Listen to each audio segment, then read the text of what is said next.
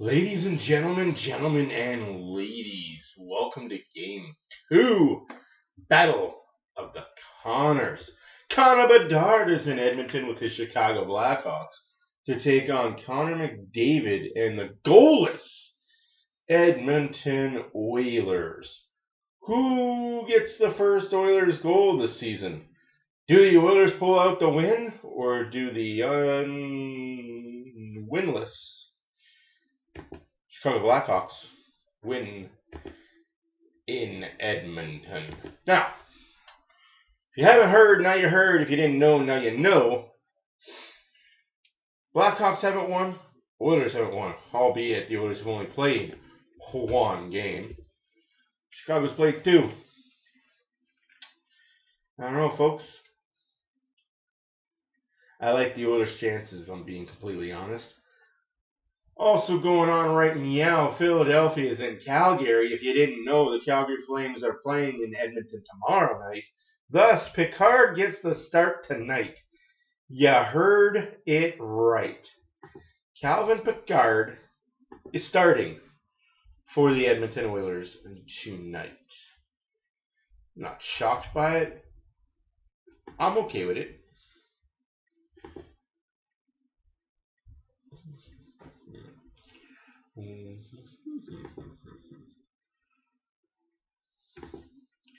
That just means that Skinner plays against Calgary tomorrow.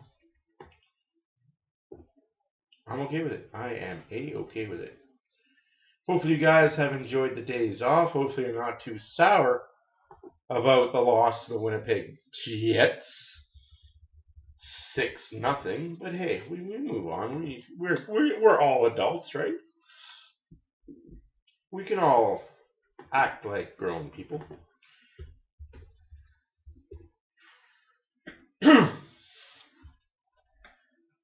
Quickly, the out-of-town scoreboard. Yeah, there was a lot of games today. Ooh, boy, were there ever. Get you guys caught up on around the NHL.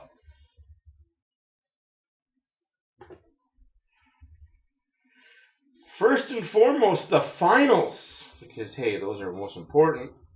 New Jersey Devils 5, the Washington Capitals 3. The Utah Hockey Club is still undefeated, 6-5 in overtime over the New York Rangers. The Detroit Red Wings 3-0 spanking on the Nashville Predators. The Montreal Canadiens win a game, 4-1 over the Ottawa Senators. The Maple Leafs hold off the Surging Penguins to win 4-2 in the Maple Leaf home opener. The Sabres 5, the Florida State Panthers 2. Youchies. The Boston Bruins in overtime over the LA Kings 2-1. Games in progress. Islanders 0, Stars 2 early in the third period. Early in the third period as well. The Kraken 2, the Wild 2. Jordan Eberle gets his second and first goals of the season. Captain of the Seattle Kraken, Jordan Eberle. Can't go wrong with that kid. Columbus Blue Jackets 2, the Colorado Avalanche 1-1. The Hurricane Lightning game has been postponed. No Hurricane Lightning game due to hurricanes fitting in Florida. The Hurricane game against the Lightning has been postponed due to hurricanes. Can't make that shit up, folks. Also, later on tonight, the Flyers are in Calgary, as said, and the Ducks are in San Jose. Now you're all caught up with the out-of-town scoreboard. See ya on the flip side.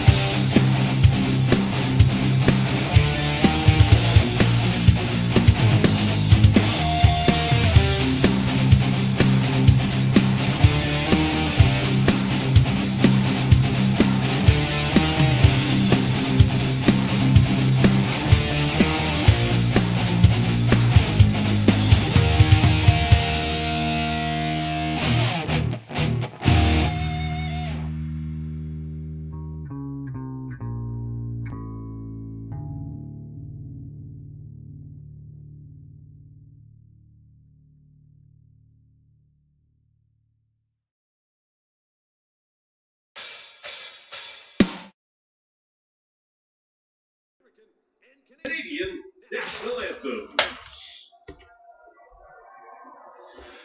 Oh, say can you see by the dark pearly light what so proudly we hailed at the twilight's last gleaming, whose broad stripes and bright stars through the perilous fight for the ramparts we won were so gallantly streaming, and the rocket's red glare, the bombs bursting in air, gave proof through the night that our flag was still there.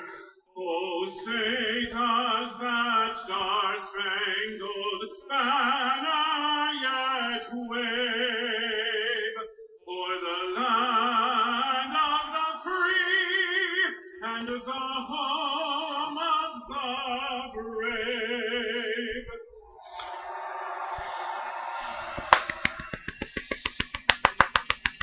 Oh, Canada, our home and native land, true patriot love in all of us command. With glowing hearts we see thee rise, the true North strong and free. From far and wide, O Canada, we stand on guard for thee. God keep our land glorious and free. O Canada, we stand on guard for thee. O Canada, we stand on guard for thee.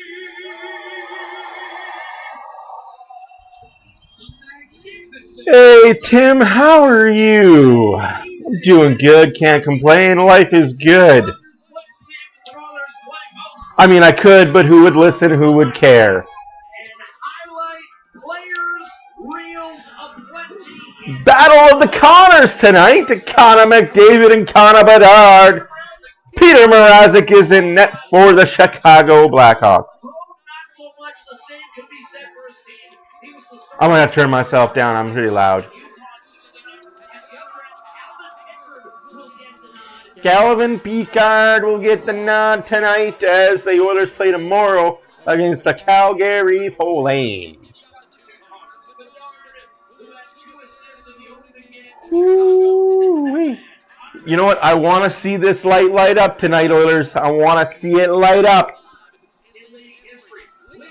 Oh, now we're underway. Draisaitl wins the first face-off, and the Oilers have the puck in the Chicago Blackhawks zone.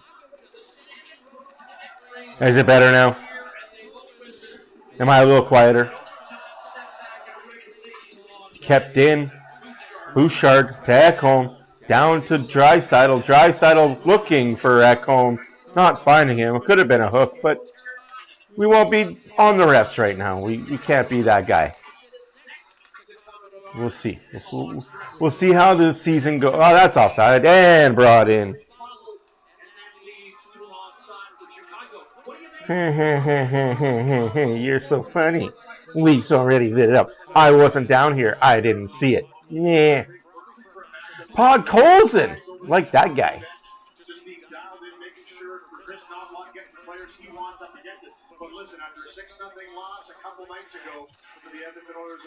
Oh no. Game is blacked out. That's not fun. Do you want me to turn my mic down a bit more? I can. I can't, alright. There, I'm turned down even more now. better. I joke, I kid. At least you can get it on NHL webcast. Huge hit there.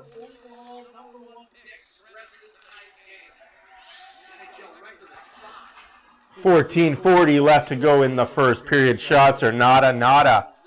Score, nada. Giveaway by Brody.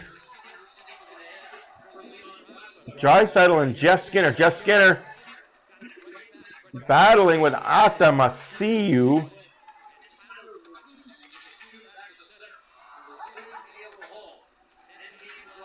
Arvidsson skating in.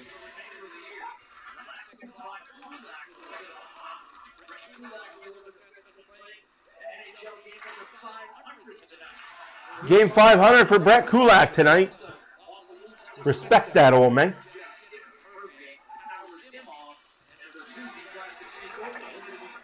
Shitty deal indeed, Lou. Shitty deal indeed. Save made by Calvin Pickard. The first shot, first save at 17:40 of the first period.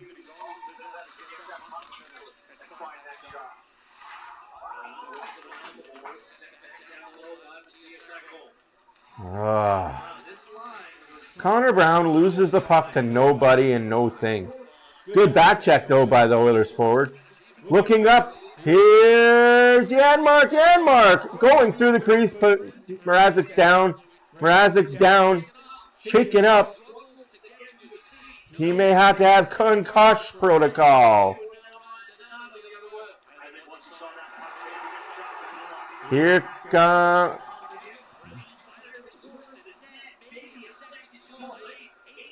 And that's not icing according to the ref, even though that was clearly batted out of the air in the Chicago zone.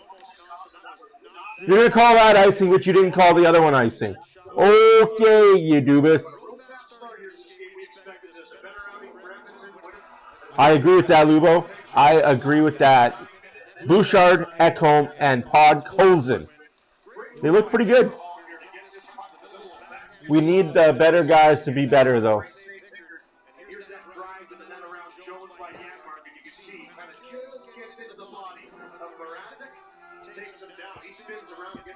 That was Jones' stick that hit him, you dummy. Come on, Lou. You know better than that. I'm surprised Louis DeBrusk didn't ask to be part of the Vancouver broadcast now that his son Jake is in Vancouver. I'm sure that's in the works. McDavid overskates the puck. Chicago gets a good chance. Shot saved by Pickard, all because Connor McDavid loses the puck. I don't know, man. There might be something wrong with his hands. Oh, just as I say that, Hyman puts the puck a little bit wide. Oh, my God. That has been the Oilers in a nutshell this season so far and in preseason. Cannot bury the fucking biscuit. Good God, guys. So many chances, just can't score. Perry behind the net.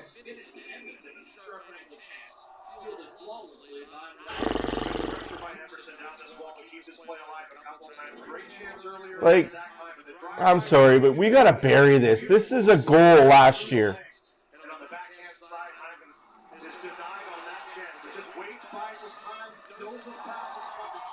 Ugh.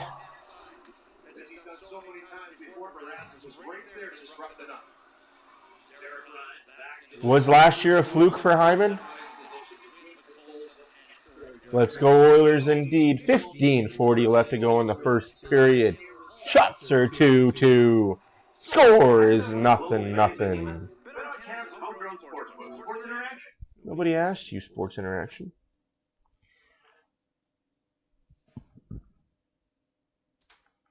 From across the country, ready to stir it up. Sundays at 8. Watch free on CBC Gem. Written by Emerson on the draw. Mrazek turned. Flipped it up the left-hand side.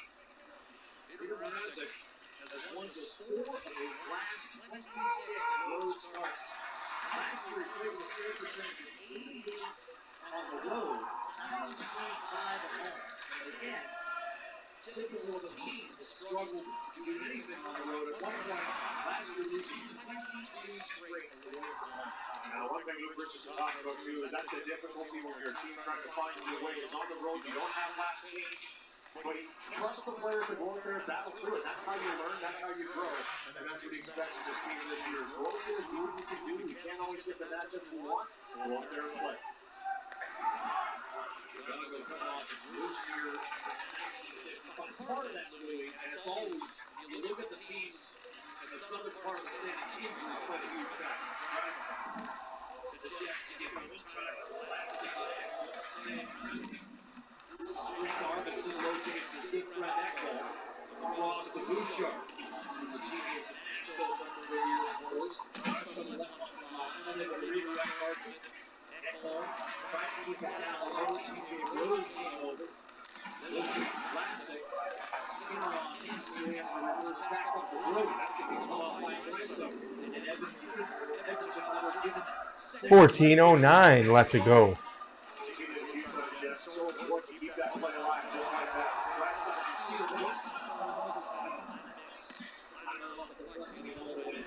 Great pressure by Allen there. Much more jammed in the game than this one tonight than a few nights ago against Winnipeg, it seems. They're just a little more aggressive on the puck. They're still winning those battles.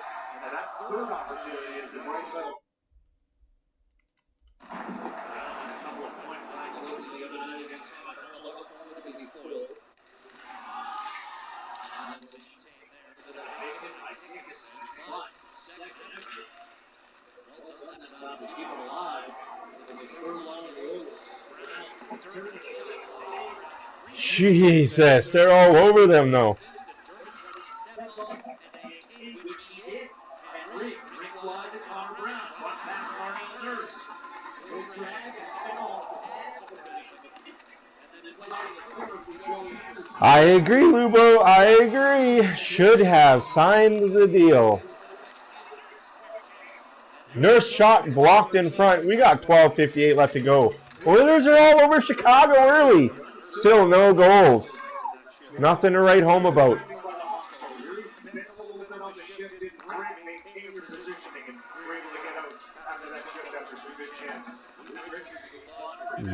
But he bet on himself, right?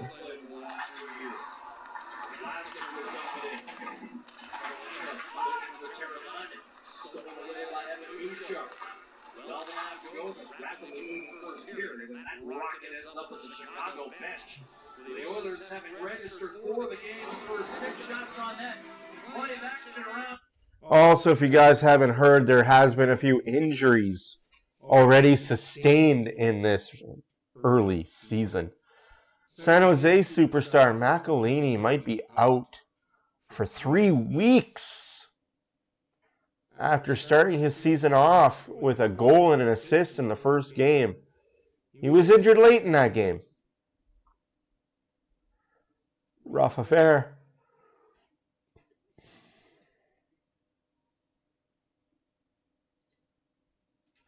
Also, if you haven't heard, Patrick Laine is out months with a broken leg. Happened in preseason.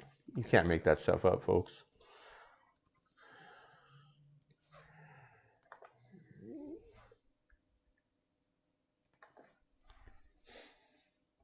There's one more major injury, too, that happened last night or the night before. I'm trying to find it.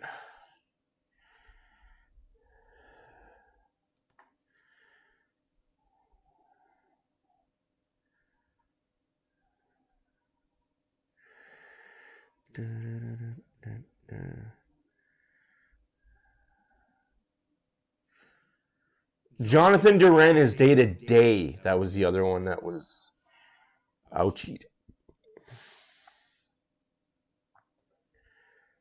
But there was a Barkov.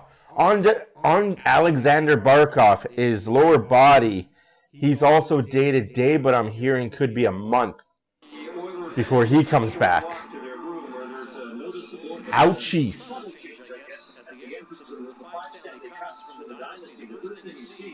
They now can move to the left to create an empty space for the next cut, which is not presumptuous, given the Oilers came within a goal of winning it 110 days ago. The odds makers feel the space will be filled this year with the Oilers consensus favorites to win the cup on most sports books, while almost half of NHL writers have picked them. It's all long range reports. The Oilers' immediate goal gap remains in the start of the season. The longer the Oilers go goalless, the more and more I get worried.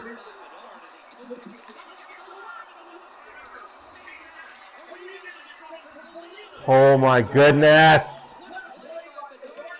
Yes. Yes.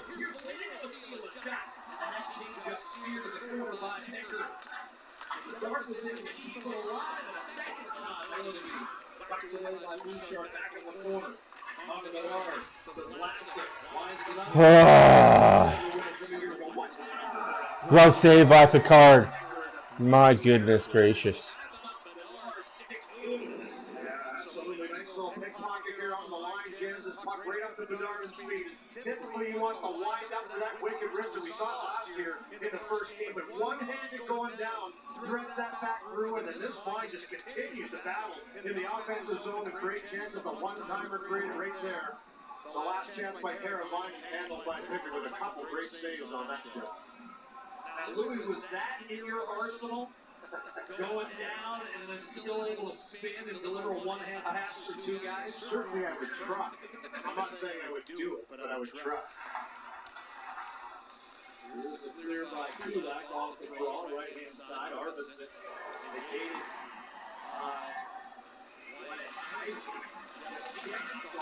Oh, Arvidsson just misses the net. Mrazek with a glove save. Oilers are buzzing. They're just not getting that little pucky luck. Further in this one, they did the first matchup with Bedard last year, just over 3 minutes in, similar to what we just saw pass up the ice, and watch this wicked wrister. We talked about it the whole time going into the game, and then we saw it firsthand, and that was what everybody was talking about with this youngster. He can zip the puck with the best of them. Going over the screen there to see what happened on that chip with the spin around the one-handed pass. But every player is on the ice and like to go through the by the time we finished the words quick release, it was in the net. 3.5 minutes in, but Edmonton would rally for a 4-1 victory. The Oilers have beaten the Hawks 6 consecutive times. The record is 2. Here's a drive to save made by Anderson. Longest Kingston ever encountered the Hawks coming into time. For choosing Kurashin. It was a slip past Anderson, followed by Kulak, who would protect. Come on, guys. Let's get something here. Give these fans something to cheer about.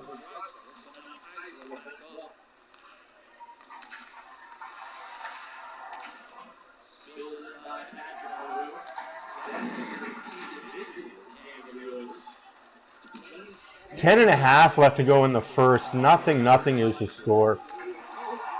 What a save by Mrazek on Derek Ryan. Like, oh my goodness. It's true. Every team's goalie is going to show up for the Oilers to play against the Oilers. Every team's goalie is going to be Vezina. Last name Vezina. It is what it is, man. When you're the heavy favorites to win the cup, you're going to be facing goalies that have nothing to lose but play great.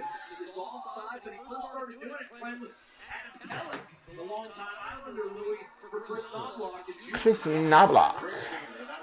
Nobby. Things are a little different on your backhand side, so you have to have that noise in the punch as well. But he's comfortable with it, gives an opportunity on the right side of the field. His entire career has been spent playing against Toronto today. It started in the house years ago. Shovel ahead, Anwar looking at step. I think he's got an argument. It's icing against Edmonton, and Anwar ups to that. And here's that great passing over the way by Perry, over the beautiful thread right through to Ryan. And he makes a strong move here and releases this puck where he wants to. Tries to go back against the grain on Mrazek and gets that blocker arm down and makes the save. Imagine that, the fourth line gets the first goal of the season. Perry with a little delay at the line that opened up that seam to Bud goals. And getting back to Dickinson, you know, no one's a defensive forward. 22 goals last year. So doing it at both ends.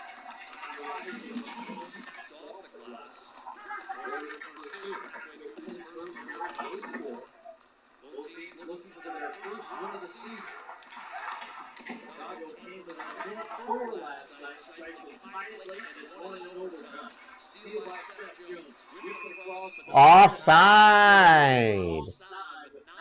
Count up a dart. Not quite good enough, kid. Whew. What a save, though. Like, good lord.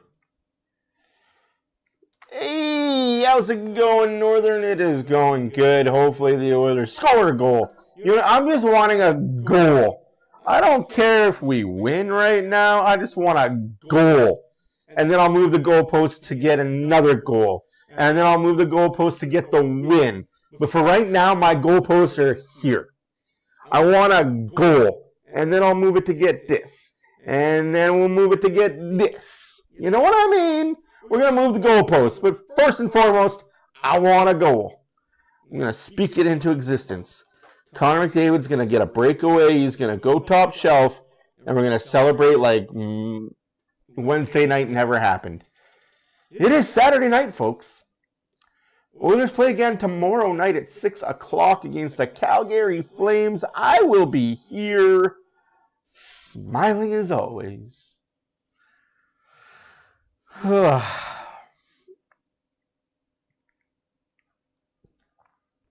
Leon Draisaitl, a responsible gambler.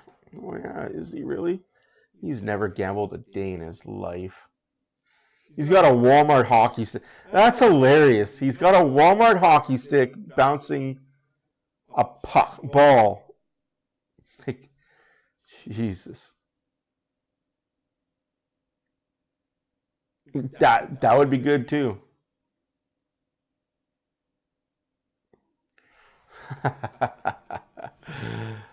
Bouchard number 2, Dan Tenser, courtesy of SmackDown. Jersey on in the ring. Fortenberry was ringside.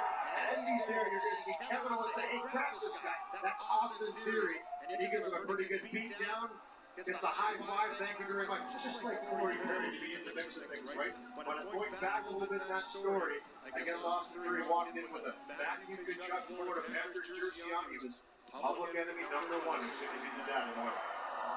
Now, is it true? I heard a rumor, Luke, that they first asked you to participate there, but you could not draw us not to inflict damage of your own. I probably would have gotten a rear naked choke for himself. But you know what? Just like Perry to get in the mix and not afraid to get himself into the battle. As he often does. Connor McDavid looking for Hyman. Hyman looking for Hopkins. Whole lot of hooking going on by Vlasic. Not Marc-Edouard Vlasic. If you know who Marc-Edouard Vlasic is, you are a true hockey fan. McDavid, shoot the puck! Can't hit the net, though. He didn't get a shot in that Winnipeg game. Still no shots for Connor McDavid. Yes, I will be taking advantage of that. Thank you, Lubo, for telling me about that. I didn't know. Again, there was nothing for me to be excited about last game as far as the Oilers goals. They didn't get any. Simulation feature on. Puck held in by Emberson.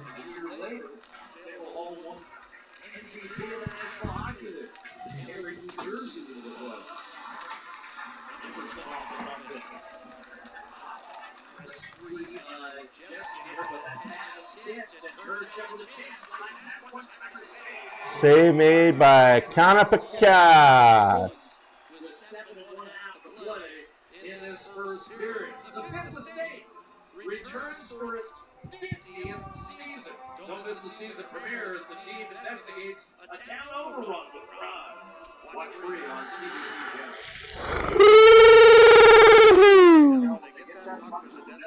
They move it, they shoot it.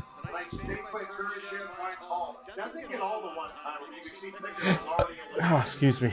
to make that save and came right across and swallowed it up. But good heads up fake by Kurashev to find Hall. Oh, she's rolling. How's it going, Northern? Hopefully you're doing well. Hello, Oilers are good. How are you, sir?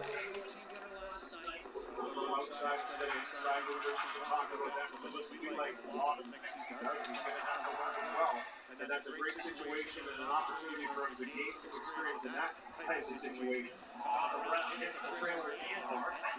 Henry.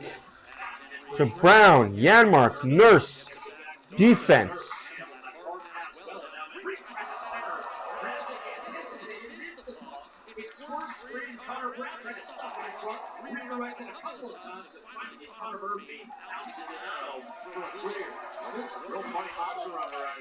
Nurse does a dipsy-do, how you doing?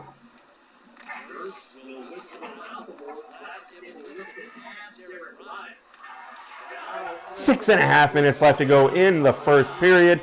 Nothing is the score. Shots are 8-5 for Edmonton. I mean, they did outshoot the Winnipeg Jets heavily last game, but no goals to show for it. Ended up getting buried 6-0. The Oilers tied 0-0. They're looking better. It's just they can't bury. Honestly, they've got their chances. It's just wide or.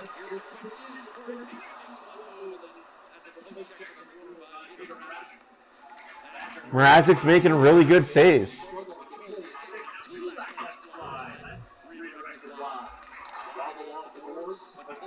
Block shots were the difference last game. 28-5 were the block shots, I think, for the Jets last game. That was a tough stat to see.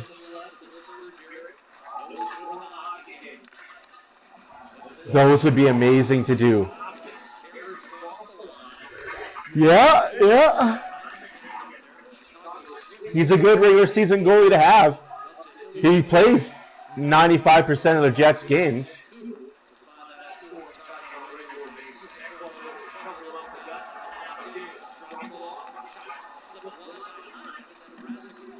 Hyman misses the net again. A lot of missed nets. Big save there by Picard.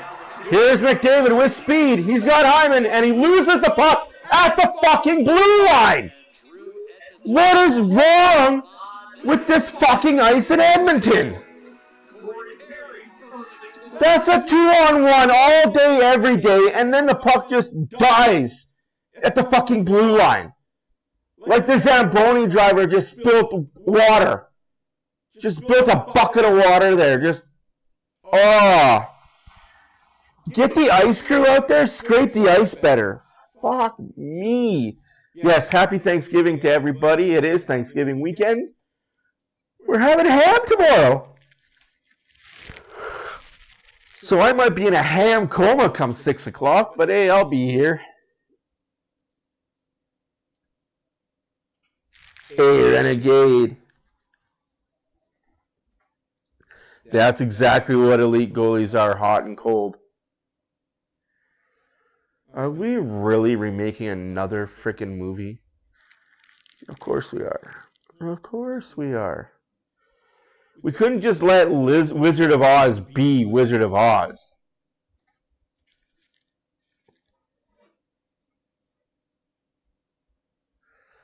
We also had to make her black, I guess. Yeah, they did, buddy. Yeah, they did. Sabres killed the Panthers. Columbus is up 5-3 on the Colorado Avalanche. Like I said, early season, it's like the bad teams win games in the early season. But come December, November, the bad teams start losing and the good teams start winning. I don't know what it is, but every year, it's like clockwork. First 2 weeks of the season, all the bad teams win the games. I don't know what it is. Absolutely. Thank you all for being here. I don't think it's too big of a deal with what you're. My name is Matt with Oilers Fan Reaction. That's pretty good. What was that last year? 83 last year, so that's a big drop. Thank you, EA. Appreciate it. Didn't deserve it. So from 83 to 88, which is pretty good. Connor McDavid's number 197 out of 100. It's interesting to note that McDavid started his second season in 88, and now, ladies and gentlemen, he's explained why he ratings is actually used as track records. I'd love to break that down. Where's my supplement? Oh. There's a quick floater by Travis Dermott. 4.5 minutes left to go in the first period. Shots are 9-6 for the Oilers. Yes, please. Yeah, man alive. I am tired tonight, guys. I've only been awake since, 6 o'clock this morning? 5:30? Sharp at the training. We saw all summer long with what he put in to get ready for his sophomore. Weekends are tough around the Mormon household. I'm a big fan of the NHL. You remember playing games? Did you ever play games?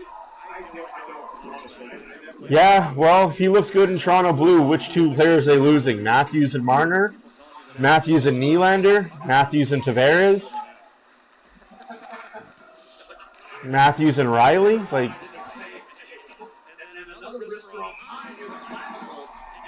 honestly. No, right? Like, you want McDavid and Draisaitl, which two players are you losing? Like, for one, you're losing Matthews right away because there's no way that McDavid's going to play wing on or on a second line. Like, that's just... Easily find its way over to the opposite side of the net. The Pickard's right there in front of him. Ooh. He's able to make that save. And that bagel at the expense of the Hawks last year came to Pickard's right. So fucking stupid. Chicago 1, Oilers nothing. Hey, what do you say? Let's get this going. Again to have presence in front of that. We just saw Foligno with an attempted redirection, a big shot here, a pass back, and it's a wrister that goes to the front row. The full high going down toward the line. You're going to see right here, Janmark gets a piece of it, and down all the way through. Kurashev is there, Bertuzzi's there. I mean, you have a presence in front, good things happen, and they'll take that goal to start this one. 1-0 Hawks as they continue to put pucks on Pickard as one goal spot in the redirection. I mean, if you look at that replay, Kulak has his stick held the entire time.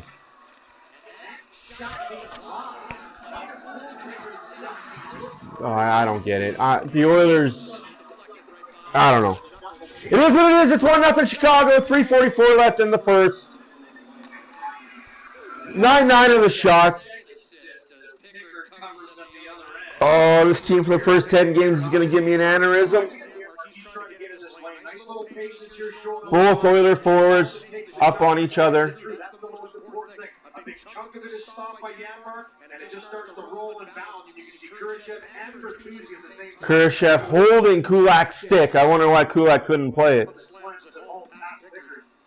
And he's got to find that puck through the bodies once again. Traffic in front creates that chaos. 1-0 Hawks. Kurashev is the second leading scorer on the Chicago squad a year ago. Jesus. Like Green Day says, wake me up when September ends. No, for me it's wake me up when October's over. Jesus.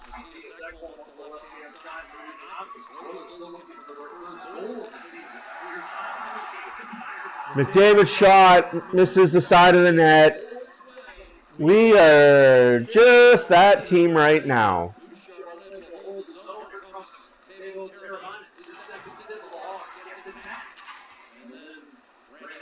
It's just that Oilers right now. We are the bad news Oilers. It's, ugh. But once it starts clicking, it's going to click in bunches. But just right now, man, Oilers are fighting that little black puck. Favorite movie all time? Oh. I can't do movie of all time. I can do genre. I can do top 5 in every genre. But top 5 movies. First and foremost is going to be Green Mile. Every day, all day, twice on Sundays. I love that movie. That movie makes me cry every time I watch it.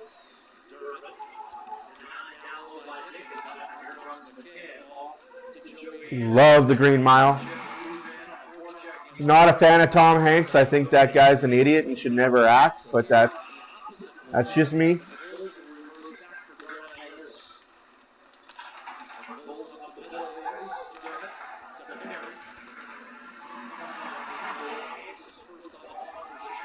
Another top 2 movie, top 5, Hellraiser. It's probably 3 or 4. Remember the Titans, another really good movie. Give a little look to see who that was. That was a pretty good hit. That's 16 goals. For all you Disney fans, Aladdin, the first one, not the live action remake. R.I.P. Robin Williams.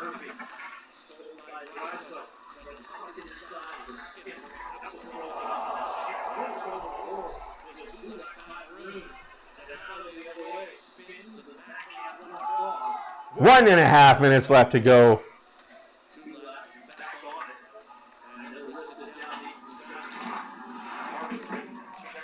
That's a good question. Edmonton Oilers are good. I don't have that answer. I don't know what's going on with this offense.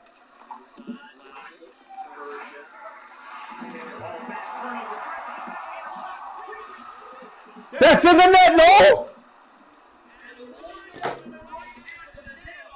Wide open net for Draisaitl and he can't score. That's the Oilers right now. Now Kurashev with a chance. Flipped it in front for Tuesday. Could not finish. Well defended on the backside by Lucy. 38 seconds left to go in the first period. Draisaitl, wide open net, can't buy a fucking goal.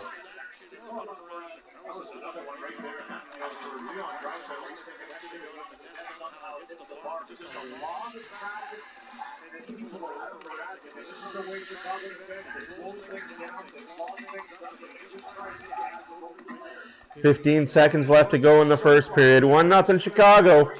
10-10 are the shots. Oilers have been the better team though. But one lucky bounce and it's in the back of the fucking net.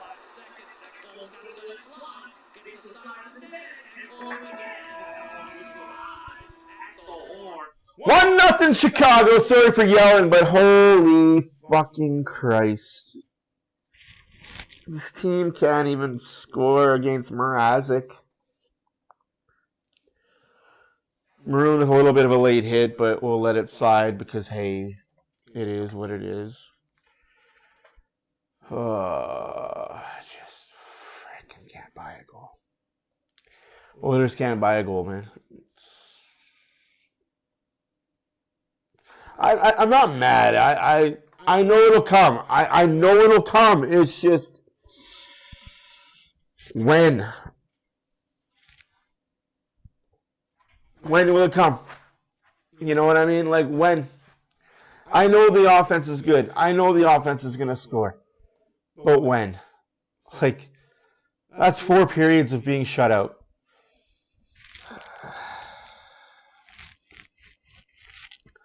Anyways, guys. Around the NHL.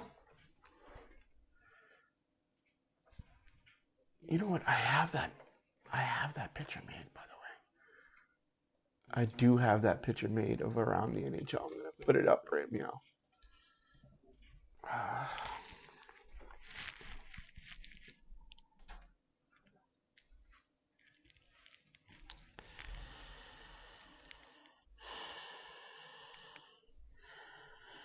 Who's in net for the Oilers?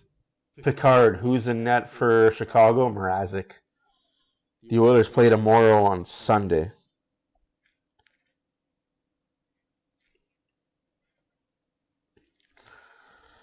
I'm not even mad. You know what I mean? Like you're right. I'm not mad. I'm just state of shock would be the best to describe how I'm feeling today about the Oilers. Like,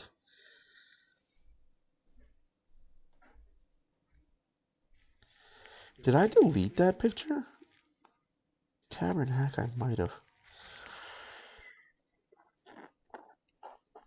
Nope, I did not.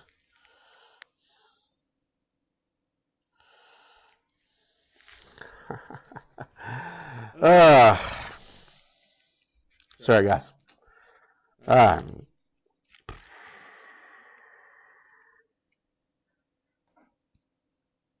don't know, man. I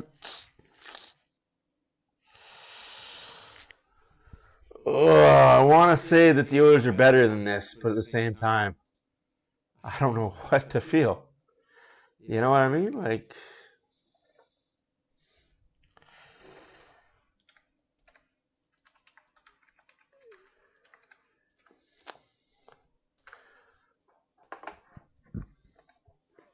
eventually these got to go in.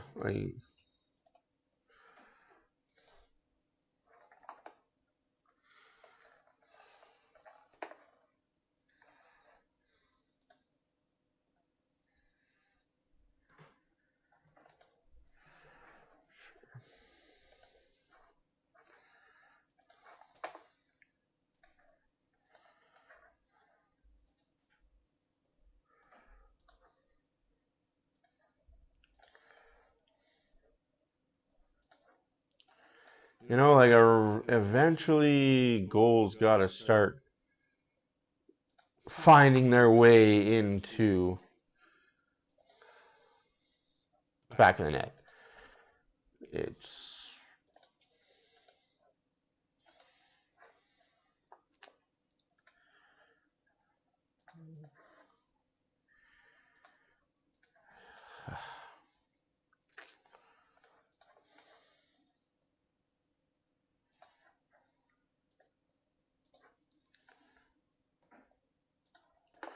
well, folks,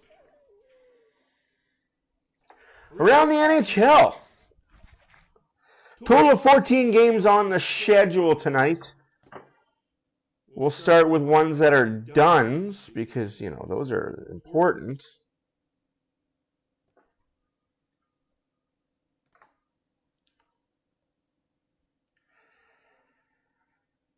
Stars beat the Islanders 3-0. The Devils beat the Capitals 5-3. The Utah Hockey Club is still undefeated, beating the Rangers 6-5 in overtime. The Red Wings shut out the Predators 3-0. The Penguins lose to the Maple Leafs in the Maple Leafs home opener 4-2. The Canadiens triple up on the Senators 4-1 final. Sabres 5-4-2. Bruins 2, Kings 1 in overtime. Lightning Carolina postponed due to hurricanes.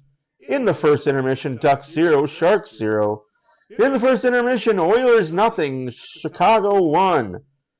About 5 minutes left to go in the first period. Flames 2, Flyers 0. 5 shots, 2 goals for the Calgary Flames.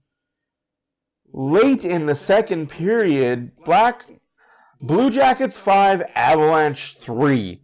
Going into a shootout. Kraken 4, Wild 4. You're all caught up and very much aware of what's going on in the NHL. That is your Around the NHL, brought to you by Matt and Oilers Fan Reaction. We'll see you in a few minutes.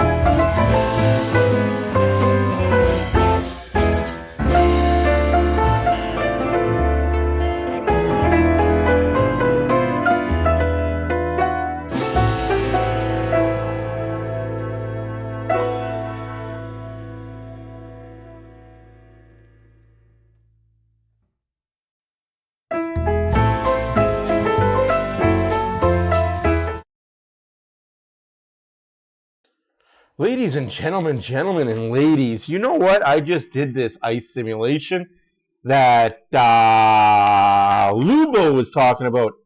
I'm a fan of it. I don't like the fact that I just saw how the goal was scored, but I think I'm going to talk about it. Not during this intermission, obviously, but next intermission. I'm going to talk about the simulation and what I saw and give you a breakdown. Hopefully I can break down something good, like an Oilers freaking goal. That would be amazing.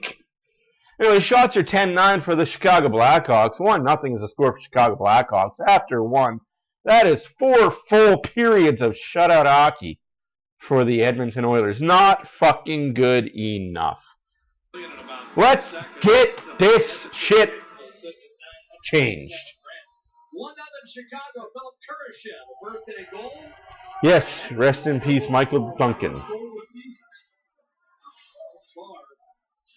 in the 82 minutes, Draisaitl was 7 and Skinner and Arvidsson. Arvidsson swinging around the boards, giving way to Draisaitl was at goal, but now Bouchard looking for the lane. Showing shots, Skinner that's pinned, that ducking inside. Oilers are already buzzing in the second period. Nothing to show for it. Second period. Yeah, this line's created some chances and some good movement around the world. Skinner's first look here. The first one he kind of fans on, but it kind of worked in his favor. As the puck just sat there, he's able to... Hey, Trucker, how's it going? Yeah, it's... I don't know what it is, man. I don't know what it is. Those big bodies they have on the back end in front of shots and not allowing you to have that clean look. David tried to thread one through the Zach Platt, who's in for out. Gave it back to his captain and a shot by Bouchard. Slice to the corner, taken and tossed out by Terravana. Too much on it, though. Icing against Chicago. Let's go. Let's go. For Chicago, still up 1-0. Exploring the history of racial injustice in the Oh, Jesus. Enough with this racial injustice stuff. Connor Bedard, last year's Calder winner. Shouldn't have won it. Just saying. Games. But still put up 22 goals and 61 points while playing for a 31st place club. They were the first team to be eliminated from playoff contention.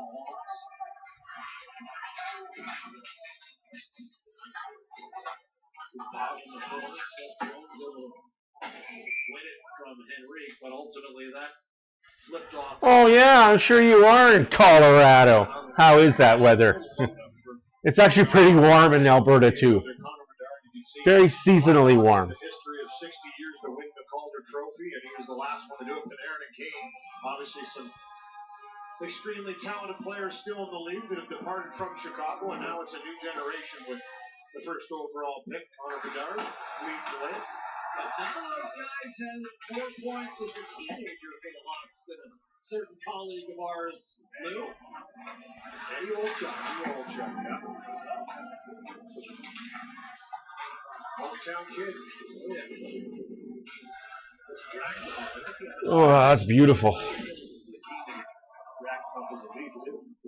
Come and visit his younger brother Ricky with being drafted, so I got to get some advice from Edzo.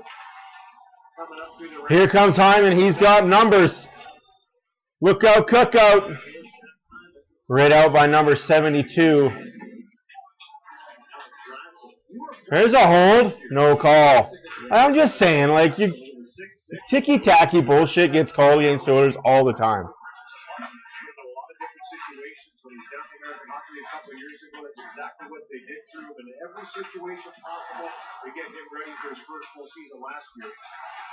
He's carrying it into this year too, right? Some draws to Murphy by Kaiser. Put it off the board for Cheesy. Wants to try to pick it up. This time it's picked it off. It's away. Brown midair. That's a high stick. I'm sitting at home and I know that stick is over his head. And he knocks it down, and that's not a high stick with the frickin' puck? Oh, I don't understand NHL officials. How high is a high stick allowed to be? When it's 18 feet over your head and you got to reach with one arm? Good God. Here's Alex Vlasic and the Hawks as Scott had mentioned, were the more physical team in the first period. Zach Hyman's a pretty strong customer, and Vlasic in his 100th game tonight in the NHL puts him into the boards pretty physically. To his game. Ball from distance.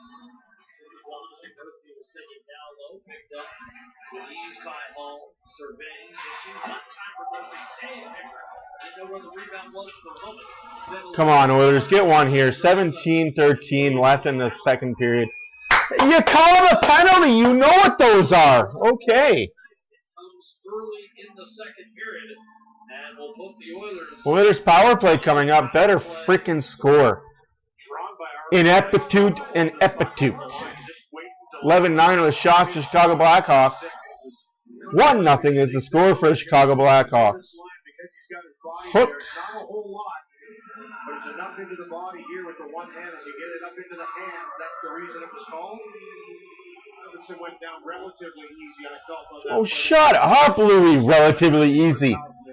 Like, dude, know who you were cheering for. Know who you are the broadcaster for. The Edmonton Oilers Sportsnet, not Chicago Blackhawks SZN. Or WGN, which I really do love. The 53 power play goals the last 2 years, lost to Hamilton. Chicago Cubs on WGN, man. That's great broadcasting. 36, Molina. Around to Jones. Put it back down low. Molina able to protect, maintain possession. Hopkins can't fly it loose. Extracts. Dogged work from Molina. Holy frick, this power play is something else right now, guys. Set up yet. One way to kill it, build the offensive zone. McDavid has it, 16-15 left. Bouchard, 1 minute left to go on the power play. Oilers are on the outside. They finally get zone. Hyman is tackled in front of the net. No call coming. I guess it's okay to tackle players in the NHL. I didn't realize we were watching the CFL, the Canadian Football League, where tackling is okay. Frickin' God. Over the Chicago line. Fires this one off the shoulder of Mrazek. Failed clear. A little sloppy that time by Kershaw.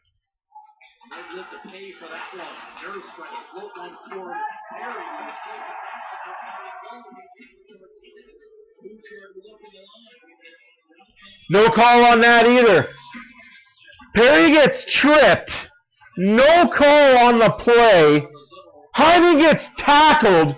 No call on the play. Like, I get it, guys. We're already on a power play. Don't give them a 5-on-3.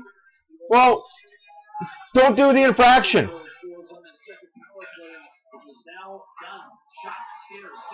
Score!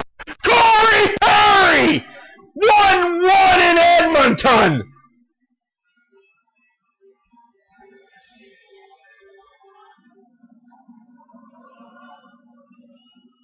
So you said it, Jack. Veteran leadership guys are scoring. This is a singer by McDavid. Didn't register a shot in the home opener, but that one there, I think, surprised Mrazek. No call on Perry here. As Martinez takes him down, the fake shot by Skinner, then he gets it there. Just a chopping motion by Corey Perry. Guess who around the net? Always his half hand, that long reach, gets into the eyes of Mrazek and gets a little lucky with a bounce off of Brody's ship hat. But right now, the Oilers will take it any way they can. Their first goal of the season scored by Corey Perry on the power play.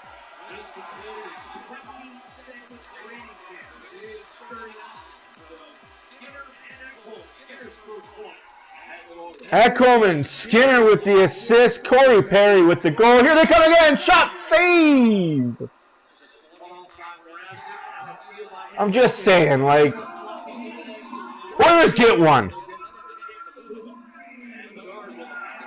First goal of the NHL season goes to Corey Perry. His 430th career goal in NHL history. Shots are 12-11 for the Edmonton Oilers. Maroon, you're a freaking goon. You weren't any good for anybody else. The Ultra Maroon. This guy's always in the thick of things. Goal scoring. Goal Corey. Woo. There you go, folks. Keep that puck, Mr. Perry. 14-17 left to go in the second period. 1-1 is the score. Oh, you put it off of 78. Woo! Oh, shut up, DeBrusque. Seriously, can Vancouver hire you to play, be broadcasting for your son? Put on your real cheerleader hat. Good job, DeBrusque, man. Yes, Bedsy is playing. I mean, not like it's really mattered for Chicago.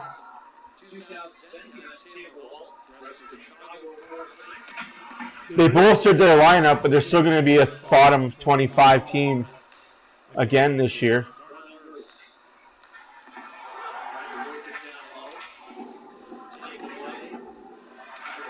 They got the point against Winnipeg last night, but lost in overtime.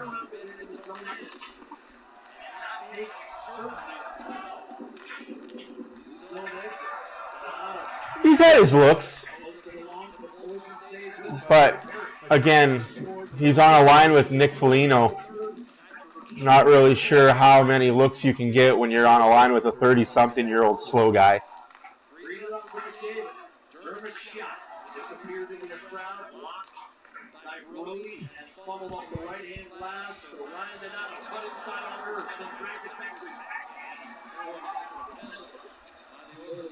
I don't know about that.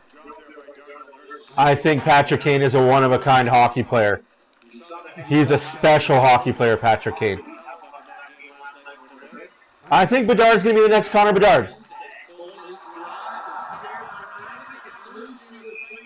Honestly, Connor Bedard's going to be the next Connor Bedard. And that's okay. He's going to be the first.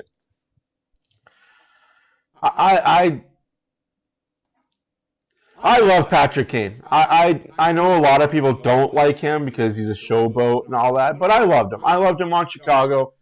I think now that he's in Detroit, I don't know, I think he should just retire. I don't like when players overstay their welcome in the NHL, you know what I mean? They chase things. Ovi.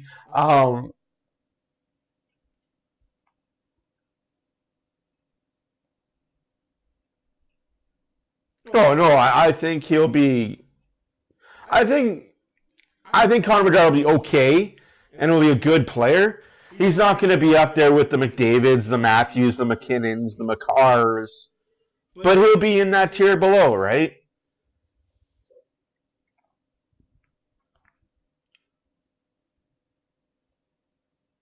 He'll be in that Sakic, Forsberg, Datsuk, Zetterberg tier. You're not, or for those of us that are old, you had the Gretzkys, you had the Messiers, you had the Lemieux, you had the Waz, you had the Brodeurs. And then the tier after that, you had the Yzermans, you had the Brett Halls, you had the Chris Prongers, the Al McInneses. You got that second tier below. And that's okay to be second tier, because those are all great names that I announced in the second tier.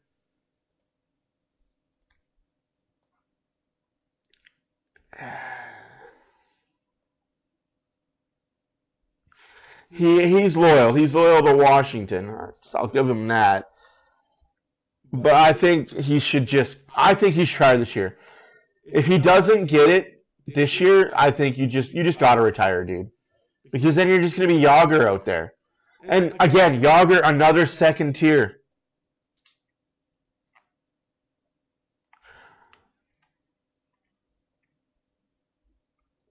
I'm going to have to look at that, Lubo. Honestly, I have nothing wrong with Datsuk. Datsuk was amazing. And Datsuk is the best two-way player ever to play the game. The best two-way forward to ever play the game is Pavel Datsuk. Yzerman is right up there with him. Gretzky, you will never say, hey, look at Gretzky, look how two-way he is. You'll never say that about Gretzky. And that's okay. Sid's definitely top three. Absolutely.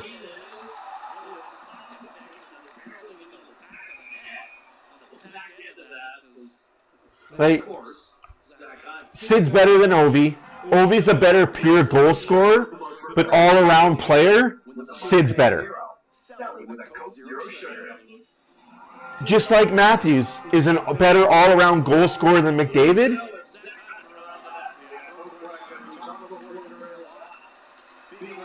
Honestly? Oh, I agree with you. Absolutely. I totally agree with you. Like, as far as pure goal scoring goes, Matthews and Ovi are the tops. But as far as actual playmaking ability and player, Sid, McDavid. Until McDavid gets his cups, and it'll be McDavid, Sid. But for now, it's Sid over McDavid because Sid's been around longer and Sid has success.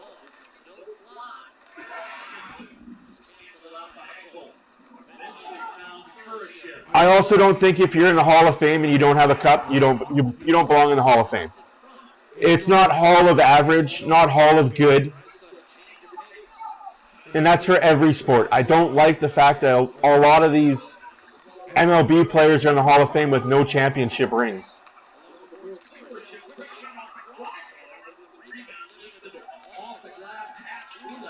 Who would be third? I would put Howe over Orr, but I put Orr in the top 4. For me, it'll be Gretzky. I'm old, so for me it's Gretzky, Howe, Crosby, Orr. In that order: Gretzky, Howe, Crosby, Orr.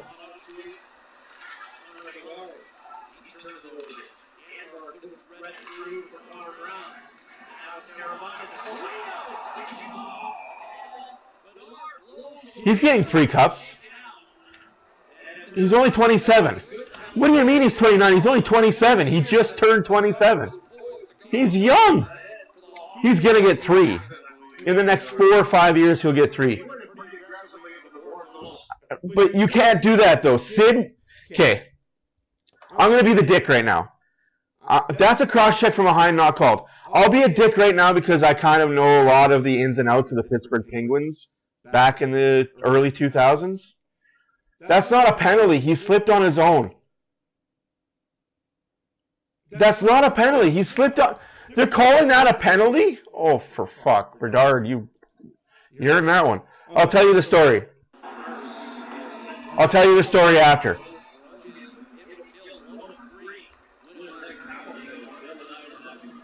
Oh, no, he's younger than that. He's 2 years younger than that. Way younger.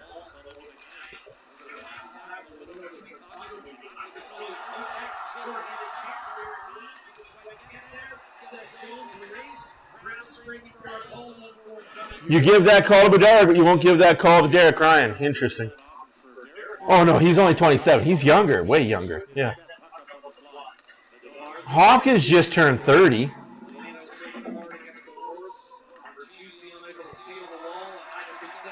Draisaitl's 28, and he's a year older than McDavid. Oh, yeah, no, like, there's still lots of years left for McDavid and Draisaitl to get their cups.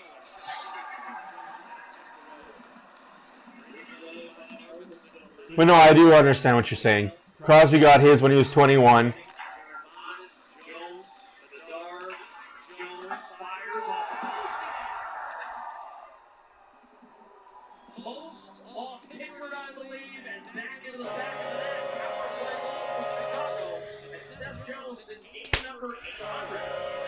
Chicago on the power play because Bedard's a little pussy that fell over on his own 2 feet.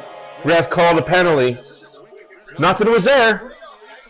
This is just a shot to get it to the net quickly.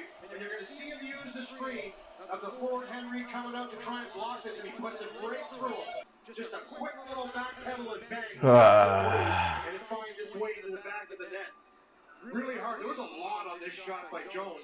It looked like Pedro had it, big chunk of it, but it finds its way through and across the line 2-1 Hawks.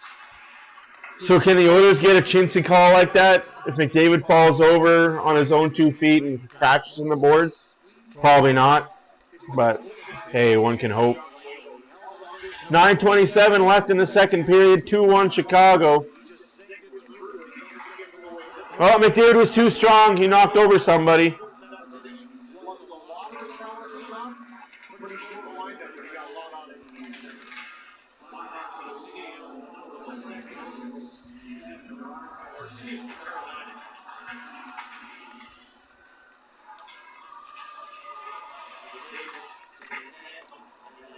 Fired up over the top. Bouchard across to Travis Kirk. Here's Leon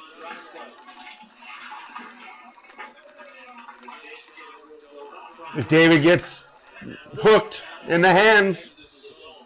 No calls. I just don't get such bad inconsistency in reffing.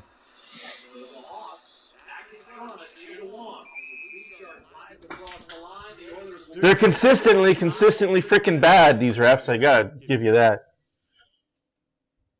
No, it's true. I don't get it. So anyways, back to my Sidney Crosby and why the Penguins were able to do what they did when Crosby came into the league.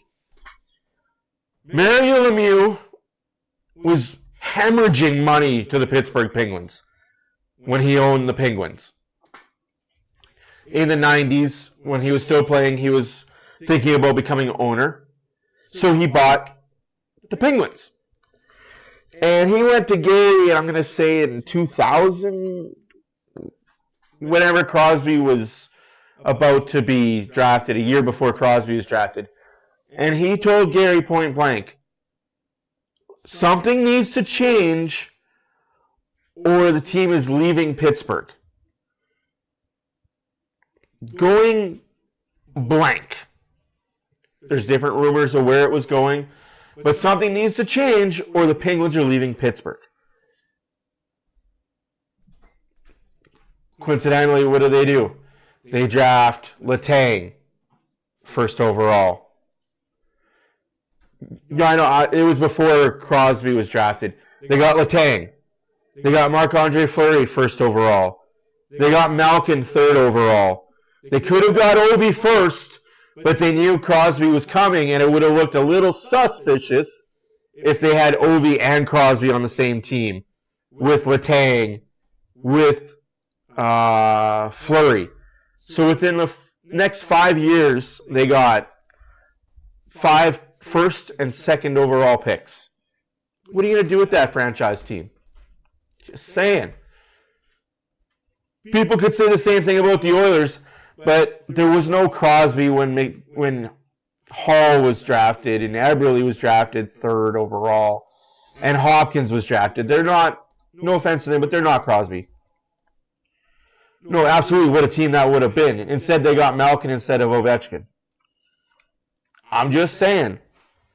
You bitch to the league does things for you. But that's just it. It wasn't just like the Oilers. Because there was no Malkin. Who's Malkin that the Oilers had? Hall? Eberle? Hopkins? Nurse? Nurse and Letang could be comparable. But the Oilers didn't have a goalie like Fleury. So I think the biggest thing was Fleury was the biggest difference with that Penguin team. Skinner could be Marc-Andre Fleury now. Dry, absolutely, yeah, Dry. But he wasn't drafted with Hall, McDavid, Eberle. That's what I mean, like when they were getting all their first overall picks. There was no Malkin, there was no Crosby.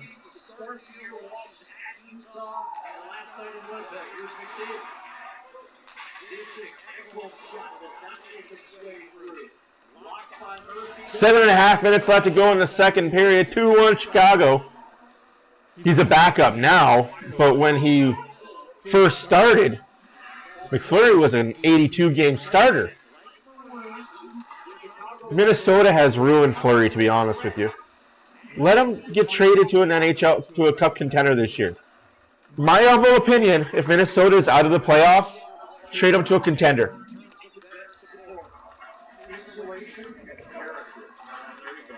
Trade him to a contender out east.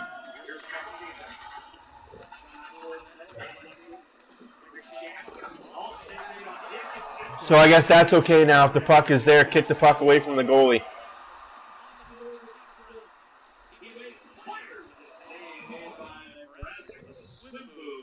Uh,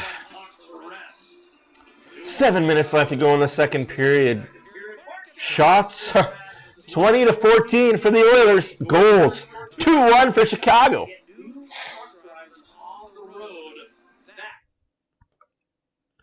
Hey, if he comes to the Oilers, he'd be a backup for Skinner. Or you make Skinner a backup in the playoffs. Good evening, Adam. How's it going? Long time to feel normal again, and you're seeing that jump in his stride. A good move and a good shot. So open up space for himself with that skis. Yeah.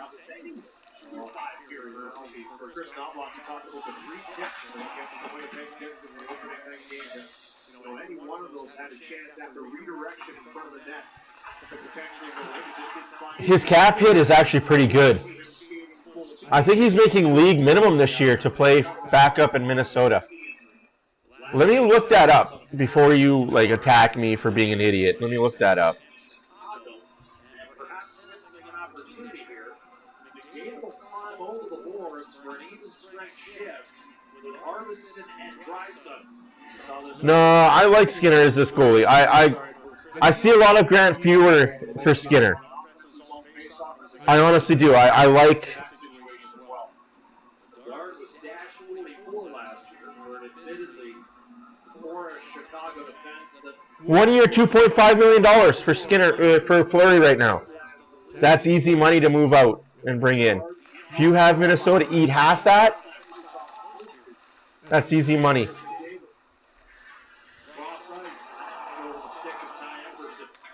I don't know about that. I think he can handle it. We'll see, though. We'll see how this year brings. You could be right. I'm not going to say definitely not. You could be right.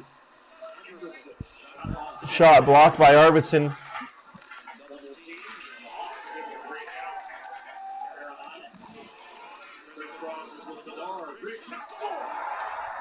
3-1 Hawks. Bedard with the goal. Arvidsson gets tripped. No call, though. Just a similar goal to the goal he scored there last year. We talked so much about this shot. Once he has that lane up here for Arvidsson, just can't get this puck back even around to the races, and he wants this puck moved in the middle center drive by Carolina and opens up a little bit of space. And if you give Connor Bedard that much space, this is the wicked wrist that everybody talks about. It's up over top of the glove with Calvin Finger. Just look at the flex in that stick, just a wicked release. 3-1 to Chicago.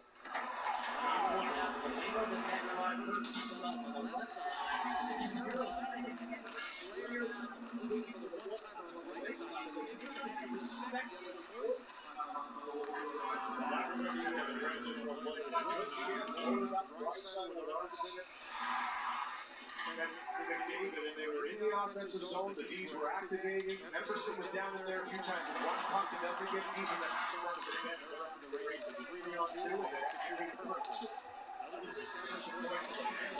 How's that not fucking call? The guy's stick is in Yanmark's skate! The guy's stick is in Yanmark's skate!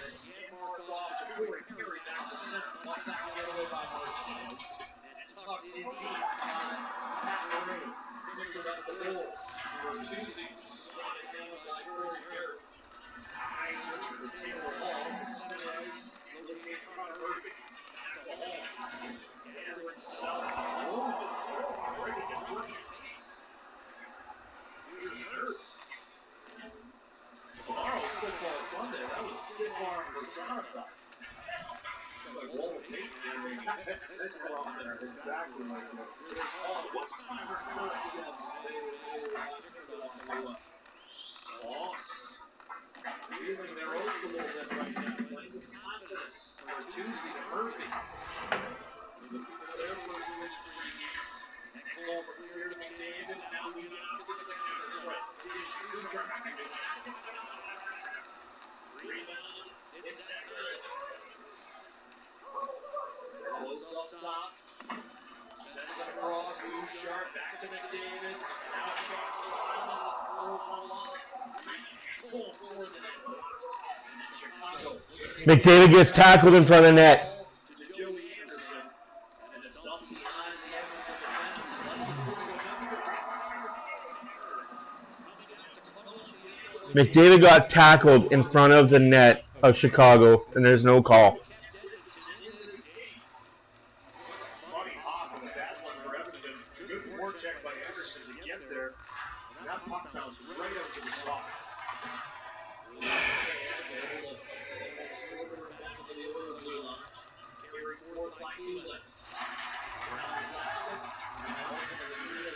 Bedard falls over on his own 2 feet, and they call a penalty against Janmark.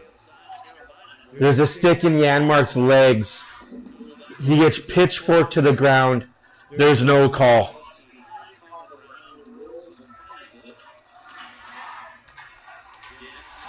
I'm baffled by this.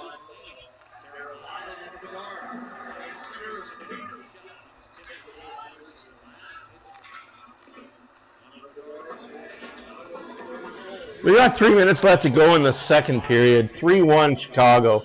Shots are 22-17 for the Oilers.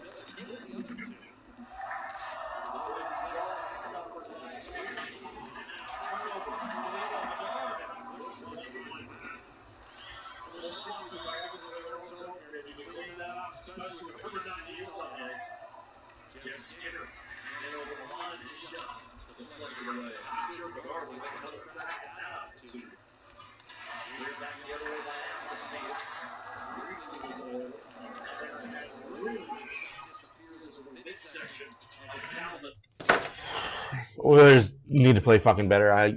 You can make every excuse in the book. Refs aren't calling what they should be calling. I get that. I understand that. But Oilers need to play fucking better. First and foremost, it comes down to the Oilers need to make their own fucking puck luck. You want to be that guy, but you got to make your own fucking calls. You got to make the ref call it. Do what Bedard did. Fall on your own 2 feet, but make sure you let the ref know as you're going down. I was hooked. Yeah, you were hooked, all right.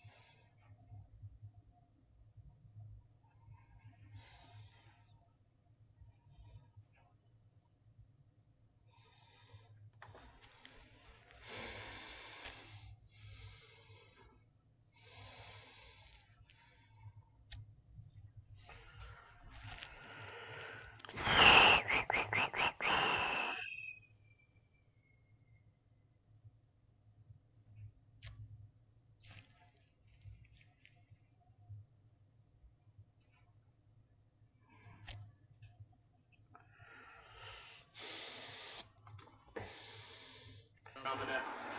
Those 14 votes on 28, 71, so basically the whole time it was 5. But still, the third youngest player here in an NHL game this year, or even though he's in year 2, this will be an icing call against the Hawks. But now a new challenge, Louis. They've got 22 minutes to negotiate this one home. They were unable to do it last night in Winnipeg. Well, that is the next step for the Hawks, right? It's closing things out, learning how to be comfortable in the pressure of a team really pushing to get back into it. Something Luke Richardson talked about today is that that's the next step. And he put guys in situations last night in overtime, late in the game against Winnipeg. He said, listen, it didn't go our way, but those are the learning things we have to kind of deal with and make sure that the next time out, we do a better job. As I recall, you were impressed with Luke Richardson's pre-game routine as a teammate of yours. Way ahead of his time. You'll see guys now, they have such a preparation and a routine they go through. He was doing that 35 years ago. It's incredible. He had a short version of everything in the city. We didn't have much time to get on the edge. We had a short version, but that stems from injuries, Jeff. He had so many injuries, knees, shoulders, that throughout his life he started to really take care of the body. He looks great, by the way, and that's why. He took care of himself, made sure he was prepared to play, and he expects his players to do the same. Sorry, guys. I got a loss for words right now. It's early in the freaking season. I get that. This is game 2, but fuck. You're down 3-1 to Chicago Blackhawks, who played last night in Winnipeg.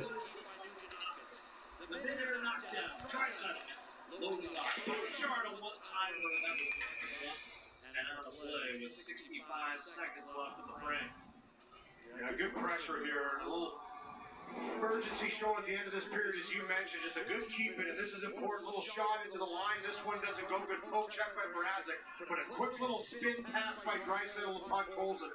You know, he just wasn't ready for this one. This is one of the things we've heard players talk about before playing with Draisaitl. You have to be ready at any moment because he gets it to you in a hurry. He put it right on the tape there. Just ricocheted off puck, holding it in. Nice job to drive himself to that spot. Well, the other thing is that's what Draisaitl did. They're going to find ways to get the puck where here or top. I mean, you just got to be ready no matter where they are on the ice. And I don't think guys are really able to see awareness. They know where you are before they get the puck. It's incredible. Eugenovic straight in with McDavid out to Nurse, a blast, redirected off the pads. 1 minute left to go in the second period. 1 minute remaining in the second period. Chicago 3, Oilers 2. Ratcheting up the pressure here in the waning moments of period 2. Hawks lead the game by 2. McDavid working hard against Anderson, trying to keep that puck pinned in the corner. As time ticks down inside 20 seconds, time it out to Nurse. Shot goes into the waiting leather of Peter Mrazek. Well, the National League Championship Series set to get started with the Mets taking on the Dodgers. Game 1 tomorrow, 7:30 Eastern, 5:30 Mountain on Sportsnet 1. To be honest with you, the real news, though, Cleveland. Moving on. The Guards and the Yankees. Louis, that's why I'm in such a good mood. I haven't seen Cleveland sports teams succeed much recently. What a game. Grand Slam. It had everything in that game. You're surprised they know that, aren't you? A little. Although I know you feel like it could have been that left-handed power hit. Here's McDavid down the middle, Draisaitl, and it's tipped off the glass. Draisaitl better run out to Bouchard. Oh, on the drive, and that's skipped off the outside of the post. Another chance coming, buried through traffic at the Hawks. After 2, Chicago 3, Oilers 1. Holy fucking hell. Anyways, let's go do this. Enough.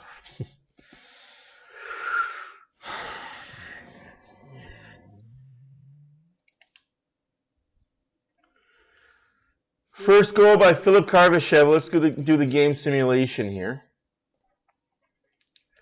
We're going to pause it here. I'm going to break it down for you. 71 gets it back to the point where 44 is.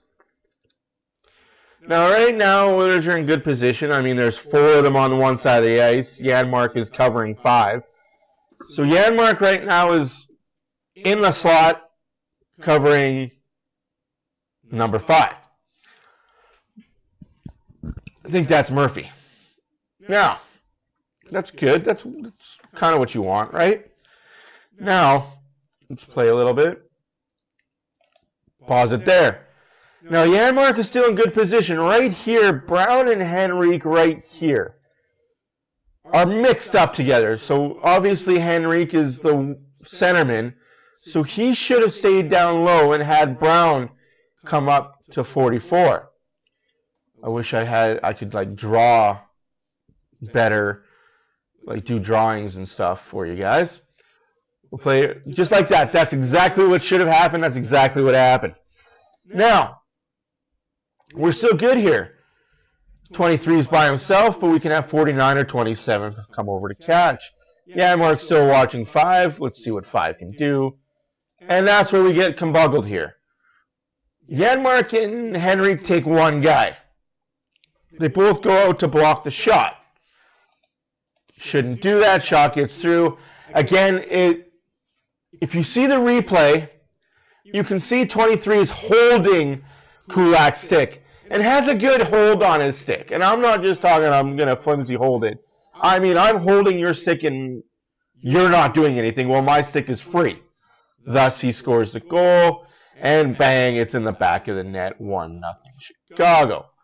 Now let's do the Corey Perry simulation. Same thing here. We're going to pause it. Puck is passed back and forth. Arvidsson and Nurse. Nurse back to Arvidsson. Arvidsson to Ekholm. Number 5 comes out of the penalty box, so it's a 5-on-5 goal, not a power play goal. Ekholm gives it down to Skinner. Skinner shoots. Perry gets it, puts it off of number 78. It's in the back of the net.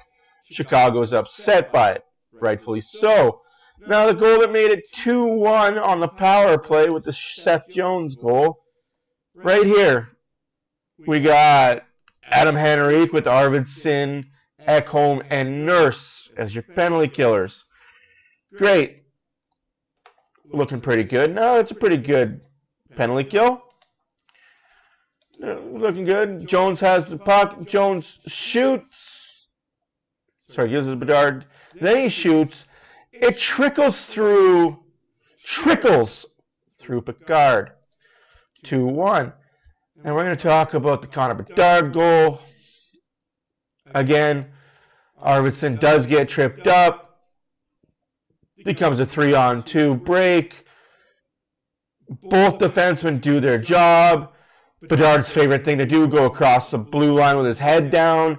If you step up, I'm going to call it right now. If you step up on this fucking kid, he's going to get his head cracked in every time. Just step up. Hold the blue line. Knock him the hell over. Just knock him over. You hold that blue line, he's done. He can go back on concussion protocol, another broken jaw. You think he might have learned after breaking the jaw last year. It's only going to take 10, 20 games for someone to do it again. Takes a shot. Screened. Nice shot. You can't take anything away. Bedard, that was just a really clean shot. 3-1 Chicago. Get mad. Get upset. Both teams have had one power play. Chicago scored on theirs. 13-6 in hits, 17-9 in block shots. That's the thing right now. It's block shots and hits that are killing the Oilers. No puck luck. Like, let's be honest. They're out shooting Chicago 25-17. And they have really nothing to show for it. 3-1 Chicago.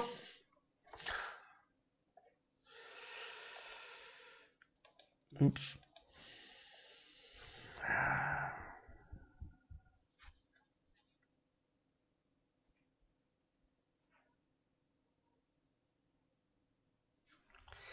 Yeah. Like, he had options and he had choices. That's why, as an Oiler defenseman, you see Bedard, step up on the blue line. Body him.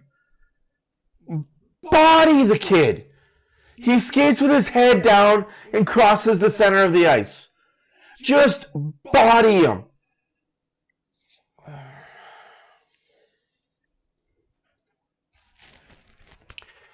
Oilers got to have a miraculous third period.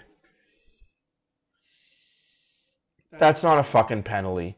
That's not a fucking penalty. So you're telling me that hook on him was a penalty, but McDavid getting slammed to the ground out the side of the net wasn't a call?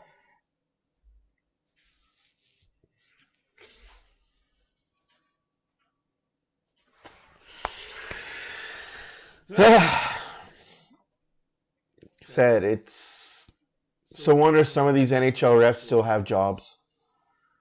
But there is a new crop coming in. There's like 7 new NHL officials that started this year. Get the bad ones out. I think they need to have like 10 game increments. Let's see your 10 games. We're going to all have a meeting after your first 10 games of the season. You missed 1, 2, 3. You got 4, 5, 6 right, 7, 8 right. You did good, more good than bad. All right, you can stay for the next 10 games. You blew 18 of the calls out of 27. That's not good enough. You're going to the AHL, relearn your craft. If we did that for every NHL ref and put you on a scale, all right, you did good, you did your job, you called what could have been called, you let the mediocre stuff go, okay, 50-50 calls, okay, we'll let those slide. But you missed 18 out of 27 blatant calls. Go back to the AHL, learn your craft. Like, we're not asking refs to be perfect. I think what we're asking for is what's a penalty for one in one situation should be a penalty for the other in that situation. It doesn't matter what your name is on your number is, what your jersey color is. If it's a fraction, it's an infraction. And like I've said, if you're going to call it tight, the players, they got hockey IQ, they're smart, they will adjust to the calls. If you let shit slide and then all of a sudden, oh, well, you let this slide, but now you're going to call it, you're not giving the players time to adjust. You're basically just saying, hey, this is my rule book, I'm going to call what I want to call and everything else be damned. It's just bonkers. Bonkers that the Oilers are down by 2. 8 minutes left to go in the intermission. It's early on the season, guys. It's really early on the season. I can't harp that enough that we are still game 2 of 82. But at what point do we start saying, all right, now we're in game blank of 82 and we're still seeing the same mistakes? I said it before privately, I'll say it openly, publicly. Give this decor 4 or 5 games to adjust to their play style and playing with each other, and you're going to see a different team. Now, can fans wait 4 or 5 games? Can the impatient ones hold their pitchforks long enough? I hope so. I'm not even kidding you. There are some fans out there today that are asking for Knobloch to be fired, for Stan Bowman to resign as the GM. Oh yeah, it's wild.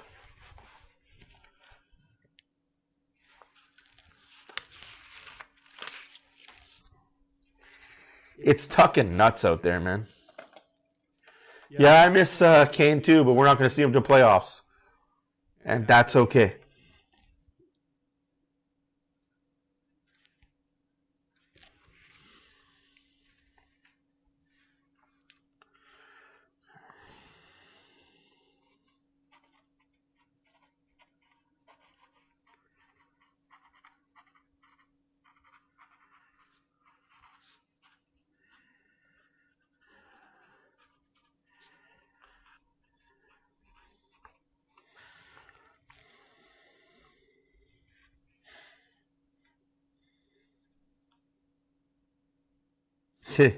Oh, Lou, don't say that. Don't say that, Lou. There's a reason why that guy's not working yet. Not to be douchebag, but there's a reason why that guy's not working yet. It's not because he doesn't want to. No, Lou's just being the devil advocate. He's just being that guy. It's okay. I know, I get you.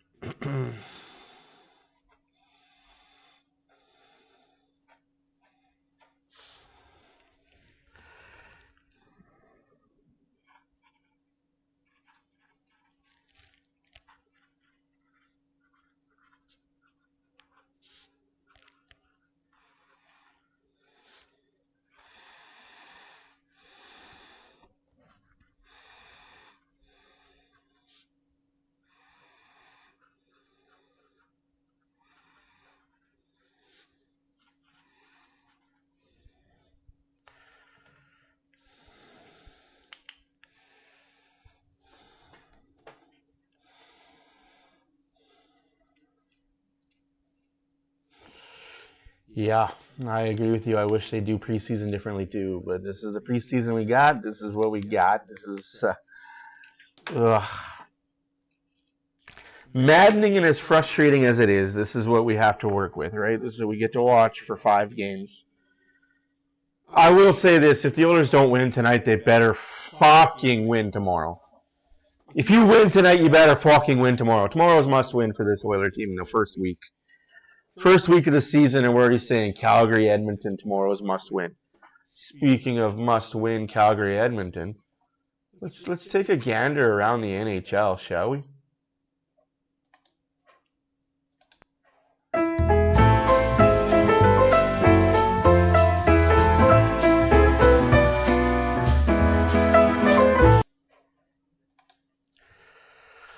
Around the NHL, brought to you by Coca-Cola. No, I'm joking.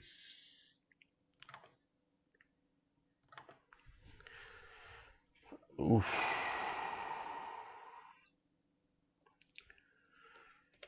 $14 games are on the schedule today. Calgary 3, Philadelphia 1. 4 minutes left to go in the second period there. Calgary on a power play. After 2, Hawks 3, Oilers 1. There's a sad, sad score. Second intermission, 0-0, Ducks Sharks. Carolina Lightning postponed due to hurricanes. Imagine a hurricane team goes into Florida, doesn't get to play a game because of hurricanes. Think about that for a second. Earlier tonight, the Bruins beat the Kings 2-1 in overtime. The Sabres beat the Panthers 5-2. The Maple Leafs beat the Penguins 4-2 in the home opener for Toronto. Montreal beat the Senators 4-1. The Red Wings blanked the Predators 3-0. The Utah Hockey Club still remains undefeated as they beat the New York Rangers 6-5 in overtime.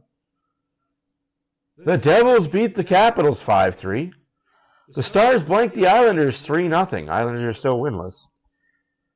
The Kraken 5, the Wild 4 in a shootout. The Blue Jackets beat the Avalanche in the Avalanche home opener 6-5. Big win for Johnny Gaudreau's memory there. And that's it. That's everything for your out-of-town scoreboard.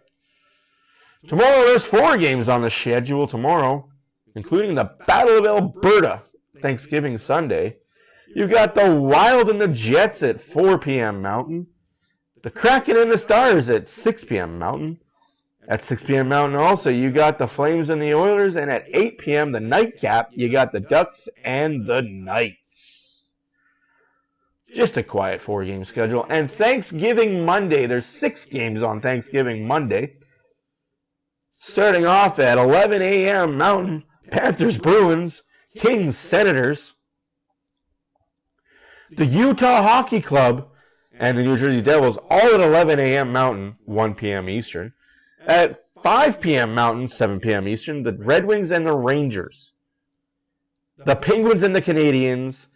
And then at 7 p.m. Mountain, 9 p.m. Eastern, the Islanders and the Avalanche are your nightcap for Monday night's Thanksgiving games.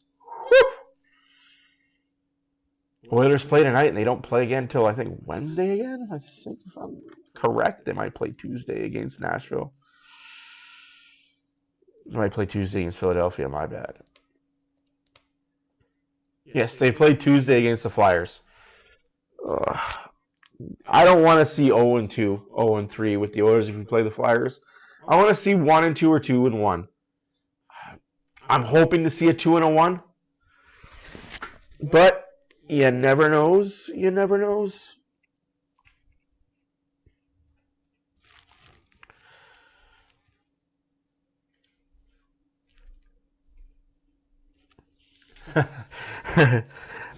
Yes.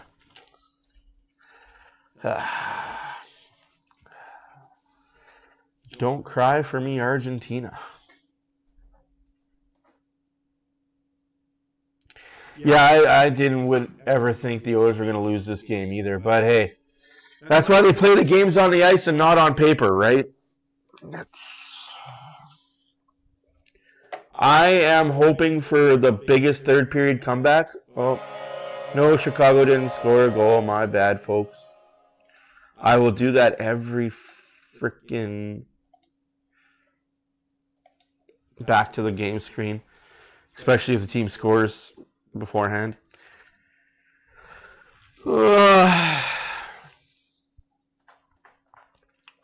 Hopefully that's good luck. The Oilers will score the next one. Jackpot's already $1,138,000.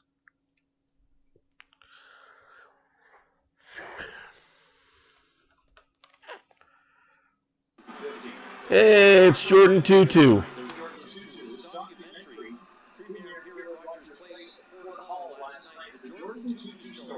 Details of the journey that saw Tutu become the first elite person playing in the NHL. He broke into the league with Nashville in 03, played over 700 games, retired as a Blackhawk in 2017. He remains an inspiration to kids everywhere, particularly those in the North. Jack and Louie now with the call of the third period. Thank you, Okie. Jordan had a brother Terrence who played minor pro hockey over in Virginia. Oilers win the face-off, put it down in Chicago zone. Doesn't matter. No sustained pressure at the fuck all. Sorry if my enthusiasm's not there. I'm kind of living vicariously to how the Oilers are playing. They're showing a lackadaisical effort. I'm going to show lackadaisical bullshit. Ekholm has the puck deep in the Oilers zone, gives it to Bouchard. Bouchard gives the puck away. What, is Bedard going to fall over again and got another penalty called for him? Fucking. Sorry, there's just certain players that I can't stand watching them play, and Bedard's one of them. I get he's talented. I get he's good. But he gets a lot. Oh, breakaway, giveaway. Almost another goal for Chicago. Bad giveaway there by the Oilers. We've said that a lot these last two games. Oilers defensive breakdown giveaways. Here's Draisaitl. Just puts it in the corner. And that's icing. No, says the linesman. It bounced off the Oiler. When in fact it didn't. It bounced off Chicago Blackhawk player at the blue line. But hey, we don't do icings.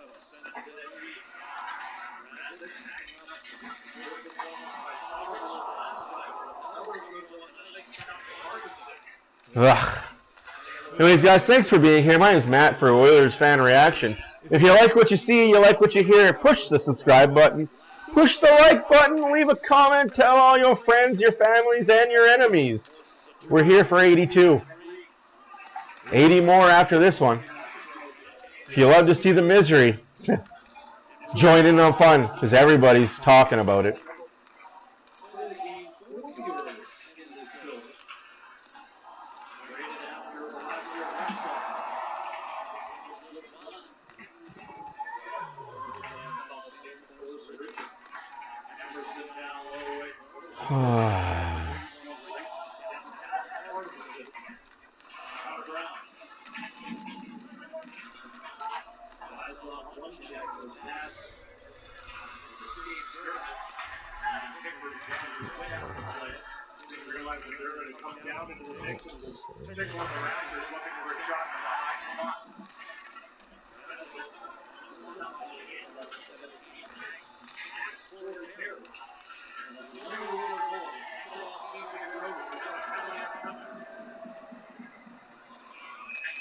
You're going to call that too fucking late. Typical refs, though.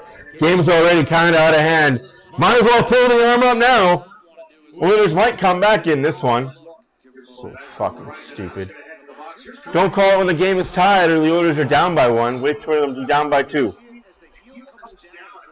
Across the left hand, he looked at it for a long time coming back to the bench to make sure it wasn't cut down. They had very scary when the skate comes up here. Same thing happened again, Mark, in the second period. That was no call. Just inconsistent bullshit.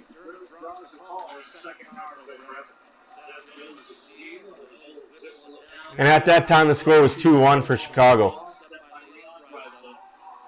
I hope the Oilers win this game 5-3.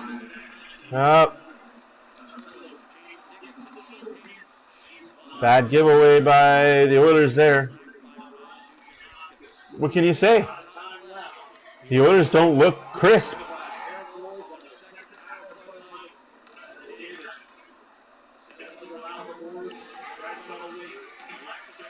They don't look clean. They look like a team that knows it's making the playoffs no matter what. No urgency, no gives a fucks. It just looks like a team that, yeah, we're going to make the playoffs. Don't get hurt for 82 games. Everybody stay healthy for the playoffs. Round 1 starts in March or April.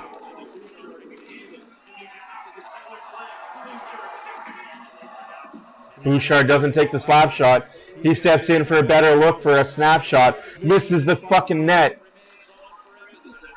by 15 feet. Working his way through. Serving it up for Drysdale. Drysdale. One power for the Rose a year ago. They lead the team 9-15. David Bouchard. Fucking shoot that, Bouchard. 18 seconds left to go in the Oilers' power play. We're just standing still.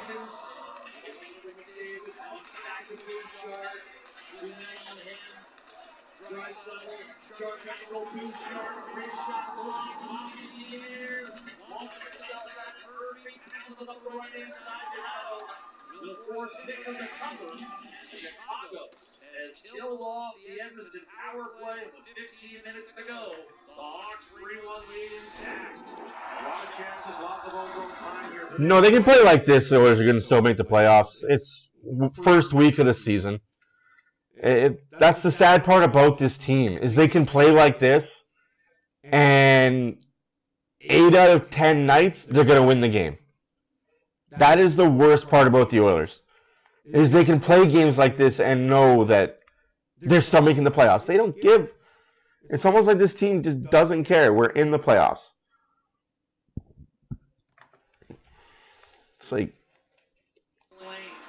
It's almost like they're playing like entitled kids on the Edmonton Selects team.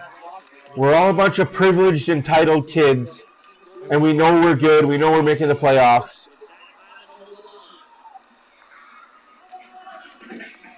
So let's not get hurt.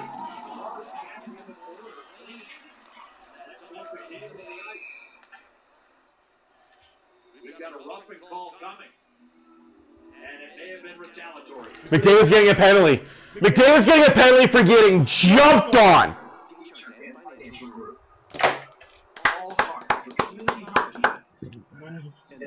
Gotta love this game.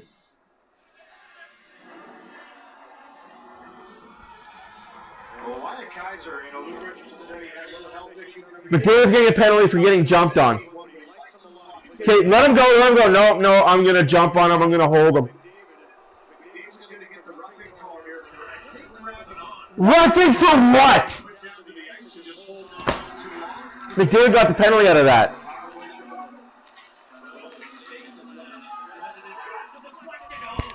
Of course they score on the power play. Blackhawks have built a 4-1 lead. That was put in front by Teravainen, and I believe went off an Oiler. It'll be Teravainen's goal, his second of the season, and his third point of the night. Two words for Connor coming out of the box here was an explanation. Eric Fossey, you should not be a ref in the NHL. You fucking bum! Sorry, the secondary do the same thing. Kind of bounce it off a player. Good save by Jones in this one. Eric Fossey should not be a ref in the fucking NHL. He's got to stick right down in the blue paint for a redirection. Goes off the skate. Nurse and finds its way up over the right shoulder. Sorry, Calvin Pickard. Yes, he with a stick, but either way, Louis, that was You look at the record of the Oilers with Eric Fossey as a ref. They lose 75% of the games. They take 15% more penalties.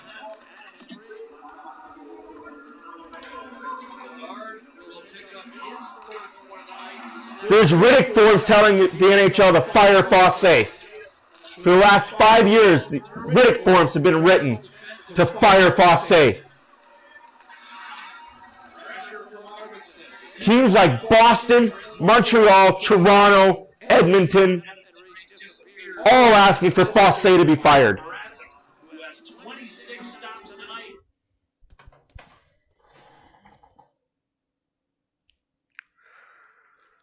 (4-1) Chicago. McDavid gets a penalty for getting knocked over. McDavid gets a penalty for getting hit. I get it. He got hit. Good, cool, good hit. But then stop it.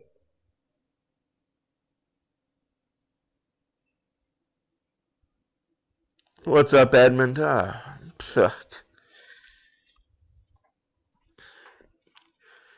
My energy level is probably higher than this fucking team's winning ability.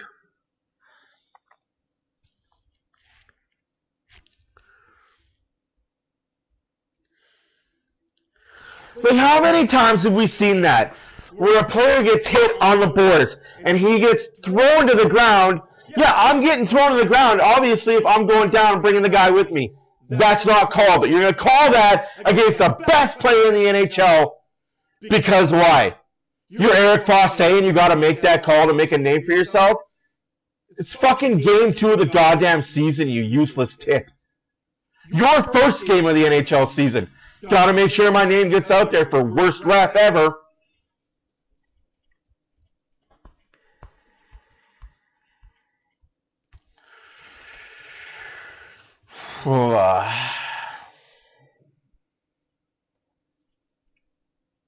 Thank God it's only game 2.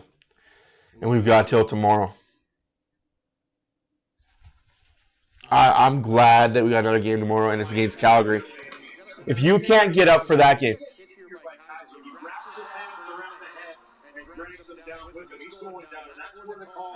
You're a fucking idiot, Louis.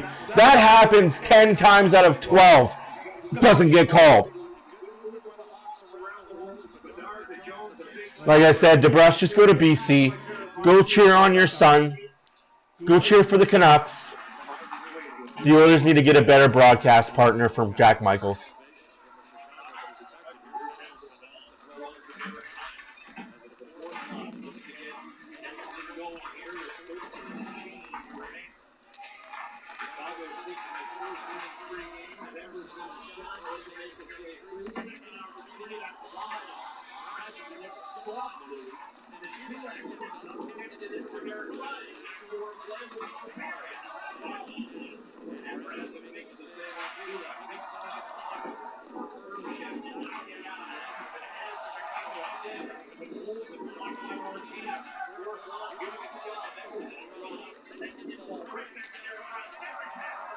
Slash on a stick. Puck was nowhere near the slash on the stick, but hey, can't call that.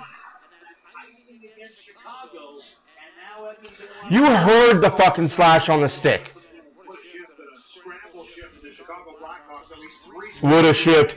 The woulda shipped by the Chicago Blackhawks. They were in their own fucking end, you goddamn idiot. They were in their own end. How is that what a shift for the Chicago Blackhawks? Are you fucking daft, Louis DeBrusk? Please, Vancouver Canucks, hire this kid. Go let him cheer for his son. He won't say a bad word about his son.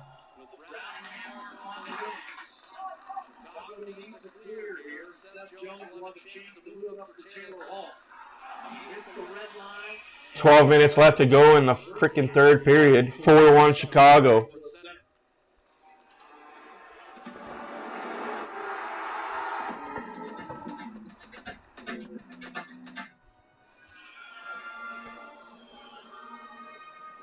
Early season gut check for the Edmonton Oilers. It's easy to characterize Wednesday as a one-off, but Chicago is the second of a back-to-back. It's coming here as the league's first place team here. Coming off their worst season in 69 years. They've got Edmonton in desperate trouble. Oilers have won 6 in a row head-to-head against Chicago coming in. Still lots of time, 12 to play. Each shirt with that goal, lead pass. Lead down, first on the power. Campbell follows his way in. Works it free for Connor Brown. Good shot, deflected. Here's a quick chance, and then we can go off the glass. Heiser, Bedard, circle clear to center. Chicago will try to change on the fly. Yanmark picks it back to Bouchard. I got no words, guys. I am just enjoying the game like you guys. I know it's. I'm at a loss for words. I'm borderline pissed off. We got a goal! Oh my God! Is it Arvidsson? His first goal as a fucking Oiler? That's a good goal, Mrazek. Cry about it. Go ahead and fucking cry about it. It's a great goal by Arvidsson, no question about it. Get your spot, get to the blue paint. Long look down the screens here to the Chicago bench to see if this is interference. Mrazek, the way he reacted. Good forecheck by Skinner sets this all in motion. Move the puck around, you can see. DJ Rose, it's a little problem. Arvidsson just keeps trying to drive it. Does he push Brody into the goaltender? It goes off of his skate into the net. This one's a close one. Yep, they're going to challenge. You talk about the challenge here, Louis. Chicago's still in control at 4-2 with 11:25 to go, but you put the Oilers on a power play, and all of a sudden, theoretically, a 3-1. So you can't fight for ice anymore? I'm going to tell you this goal is coming back. Shut the fuck up, Louis. Arvidsson is the one that initiates this contact with Brody. He starts to push him. Now, if he would have pushed him outside the blue paint, that's one thing. But when he pushes him into the blue paint, into the goaltender, and it's just the timing of the shot coming through. It's actually off the stick, I believe, and then through the legs. But because he keeps bulldozing him into Mrazek, I believe that is what they're going to see. Well, how would be stronger on your skates there, Brody? Listen, they've created a ton of chances. They've had some tough saves. They've had some posts. They've had deflections go wide and right here, which looks like a pretty hard goal battling a real short review, and they're going to give the verdict right now. Here's Mitch Dunning. After coach's challenge, goaltender interference, it was determined that there was goaltender interference. What a fucking joke. You're a fucking joke. So because TJ Brody is not strong on his skates, he gets a... He's had some real good books. He's had some one-time opportunities. He's had chances in front of the net. I mean, he's doing exactly what he's there to do. He's that gritty type of player, but just a couple extra pushes him. And that's why we think he came back. NHL is something amazing when it comes to Canadian teams getting fucked over. Gary, you piece of shit, Bettman, get the fuck out of the league. Dickinson shot blocked in front of Calvin Pickard. Pays off the Hawks. Their lead remains 4-1. Arvidsson backs his way in. Leon Draisaitl. One through Jason Dickinson, unsuccessful. Kept alive by Everson. Arvidsson loads. Goes one line. Took a hop off the top of the net. And then last. Yeah! You better call that, you fuck! Whatever, you didn't die. Hey, Jay Jones! You stupid fuck! You're Luke Richardson. You don't want to see Edmonton get some life on the power. What a fucking joke! He's gotten to work in the offensive zone with Arvidsson and Draisaitl. Game 2 of the fucking season. Obviously, a goal comes back. There's the pick right there in the shoulder into the chest of Skinner.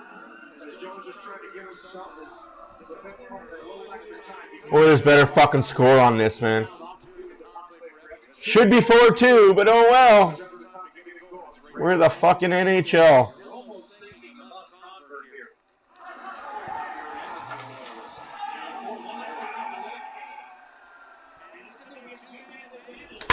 2-man advantage, delay a game.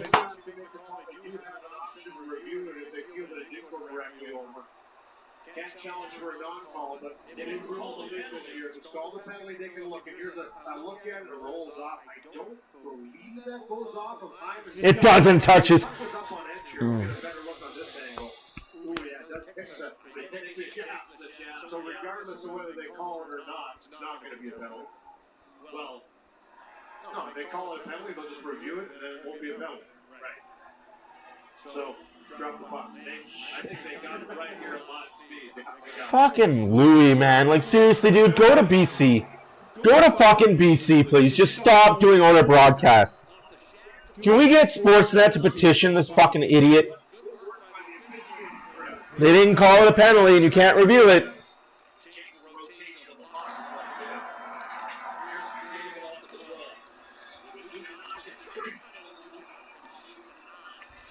Hopkins couldn't hit the net again. Was a theme all year last year.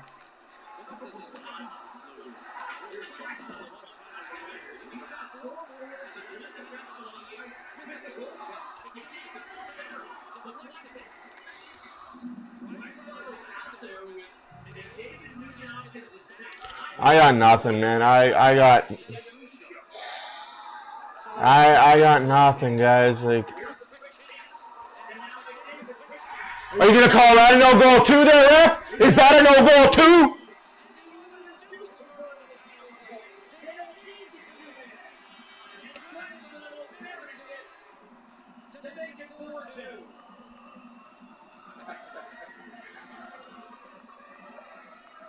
What he said is a must convert with 10 minutes on the clock, down by 3 goals to try and shave down and grind themselves back into this. The work ethics been elevated here by Edmonton. They've joined the call, and they come to us at the back.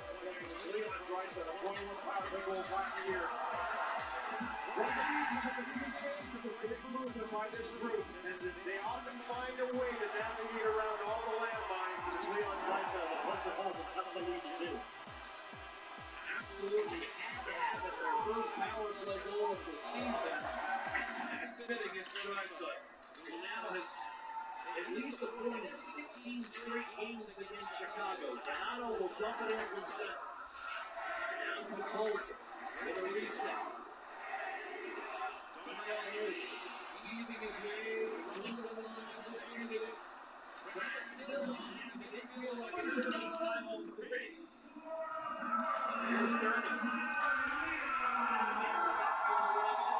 Drysdale gets his first of the year on a power play, assisting on McDavid and Hopkins. Whoop-de fucking do. We'll figure that out once they realize that it did deflect off the stick at times before it went over the glass. But from live, it looked like it went directly over, so I understand. Career point 700 for Hopkins. This is a team that wasn't shy to come back from deficits last year.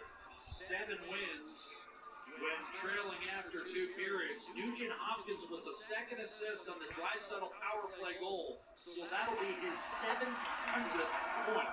7 points. He's the 10 number.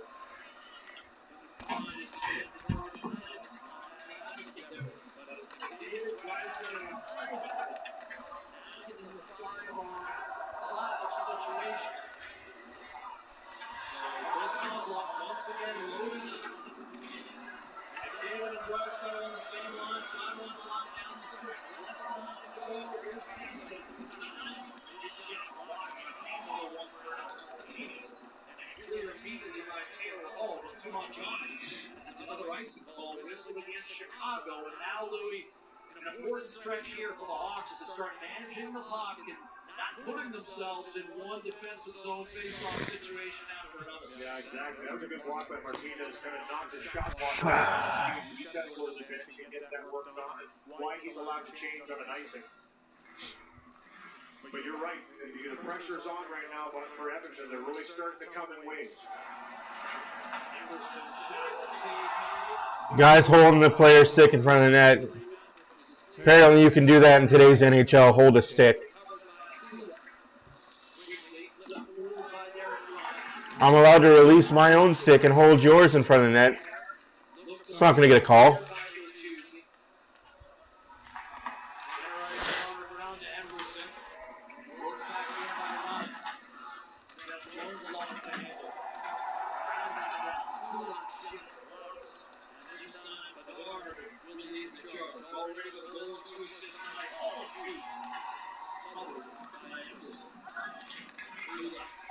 Seven and a half left to go in the third period. 4-2 Chicago. Shots are 32-18 for the Oilers, but that doesn't fucking matter. This team can take 50 shots a game and only score 3.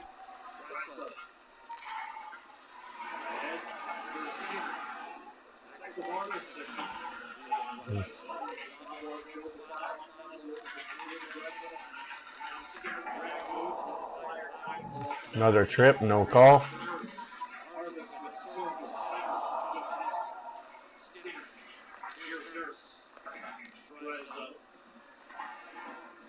Shot blocked by Martinez. He'll wedge this one inside the Oilers line. 7 minutes now. Chicago's just happy to kill time.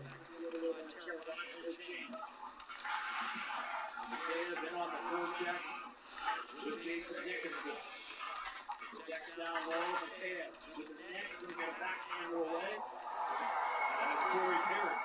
Motion jumping over Anderson, and he hands back to Barroso. He'll for Skinner. Offers his way through Dickinson.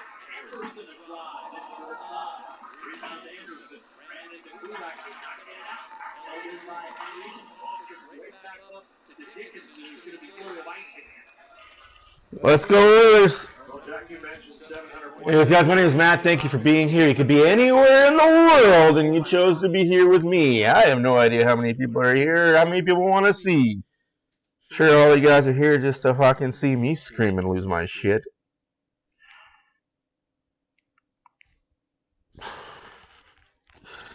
Oilers win the face-off.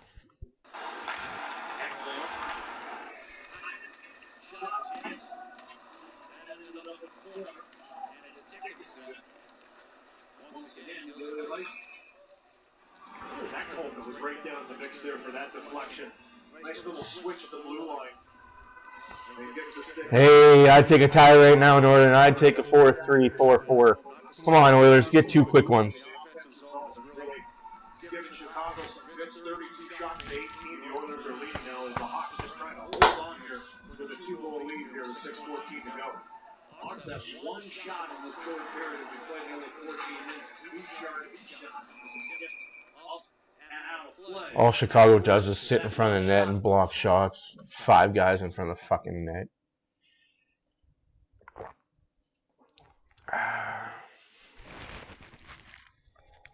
It's just deflating as a fan of a team knowing that most nights you're going to get the dick. The refs are just going to give you the big F you. Especially when you got the best 2 players in the world. You're just going to get the big F you from the refs. Why would we call power plays for you? You don't need them. Score 5 on 5. If you're such a good hockey team, score 5 on 5. Fair enough. Score 5 on 5. But you've got to call the calls, though. You got to call the calls.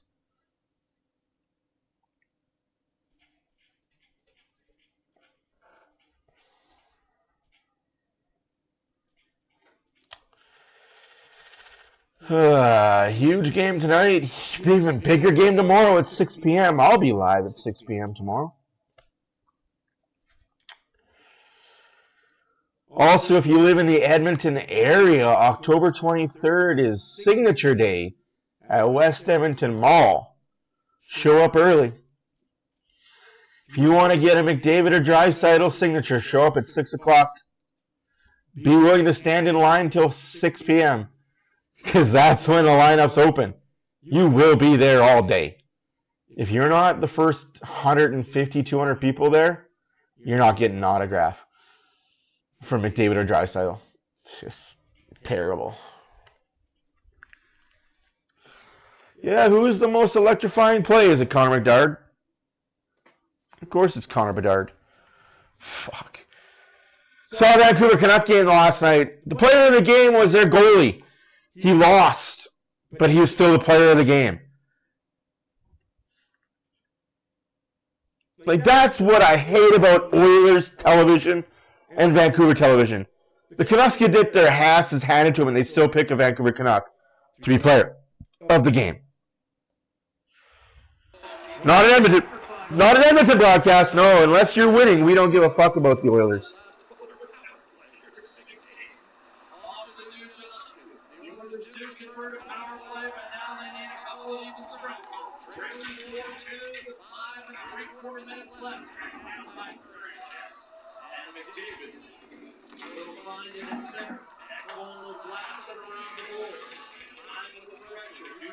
Oh, I'm not getting up that early to get a McDavid autograph. No, I go to the weak people line. So I go to the Nurse line, the Bouchard line, Arvidsson. I might get 15 to 20 autographs, but I won't get McDavid or Draisaitl. And I'm okay with that.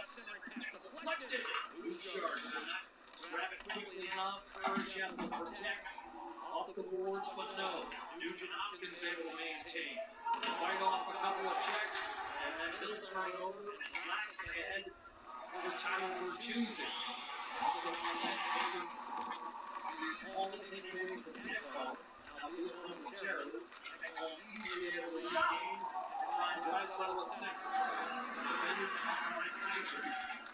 Rolling the tournament as well under the ball. Draisaitl shrugs them off. Finds Arvidsson. Through everyone.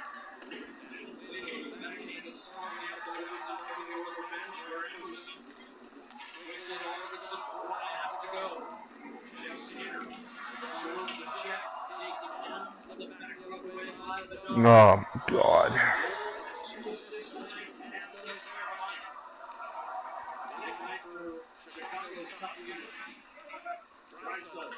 On his backhand.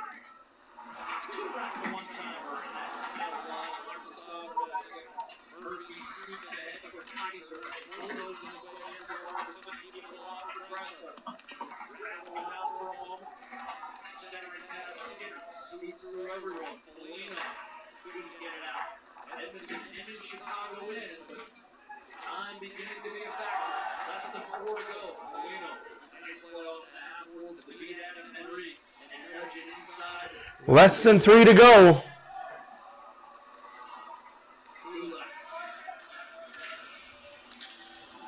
Nice. 3.5 left to go. 4-2 Chicago, even though the Oilers have 31 shots to 19. It doesn't matter. One of which has gone in. Draisaitl, with 10 minutes to go, brought the Oilers to within 4-2. But now, Louis, Edmonton's 10 minutes to live is down to 3.5. And here comes Calvin Baker to the bench. And here comes potentially another. Let's see, they've got the dry erase board out. No timeout signal yet. Right on the ice and go.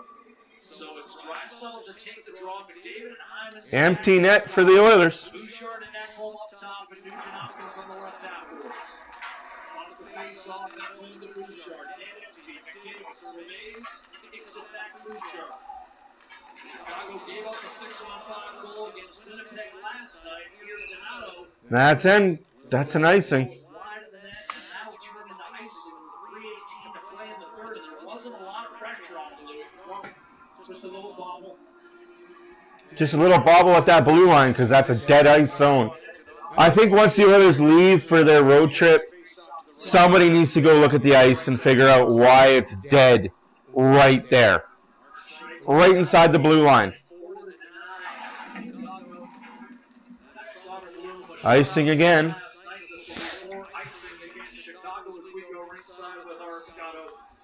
Jack Skinner is one of hockey's most interesting men. Among other things, he's a prolific goal scorer. He's only a season removed from a 92-point year. Oilers were his choice after the Sabres bought him out, not because time had passed him by, but more so because he was making too much money. He'll be our guest on that road. Thank you, Okie. Look forward to it. Nugent Hopkins. Against Adam Steve. Here's McDavid. Beating Bouchard. That stayed in. Great keep by Bouchard. Draisaitl follows on momentarily after the Cheaters gets it back. Looks inside. Centers. That was picked off. Cleared by Maroon off Donato. After the seal, able to shove it. 2:45 left to go in the game. 4-2 Chicago. Bouchard and McDavid challenging the middle of the ice. And Jones is able to force him out wide and ultimately. A lot of hooking and slashing on those hands. Hawks lead remains 4-2.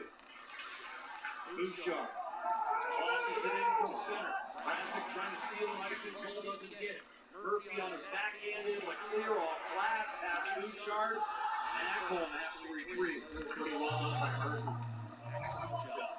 Perfect touch. Nugent Hopkins gets it back to Ekholm.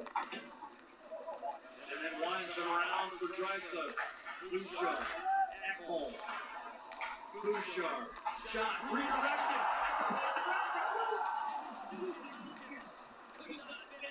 McDavid gets buried in front of the net, no call. Like, I'm sorry, guys, but when you're number 97 and you're getting fucking buried with cross checks in front of the net, shouldn't you be entitled to one a game? Like, one a game. Should you not be entitled to one a game? Like, holy fuck.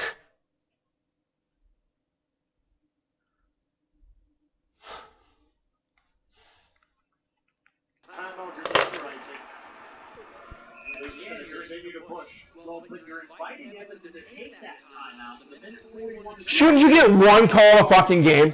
Just one. You're getting fucking buried every other shift. Shouldn't you get one call go your way? No, you play for the Edmonton Oilers. You get shit handed to you on a shingle.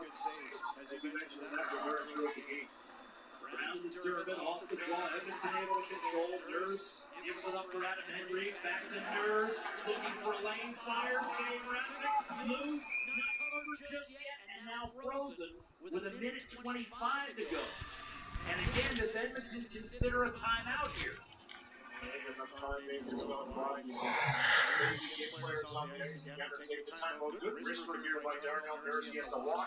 I remember when the refs said we're going to stop the cross checks in front of the net because players are getting hurt. You stopped it for what? 5 games? 20 games?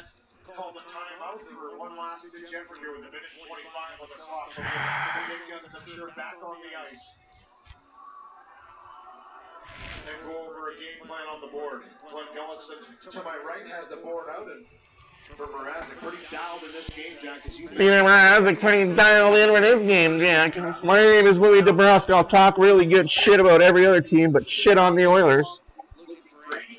Please, Sportsnet, send me to BC. I want to be closer to my son.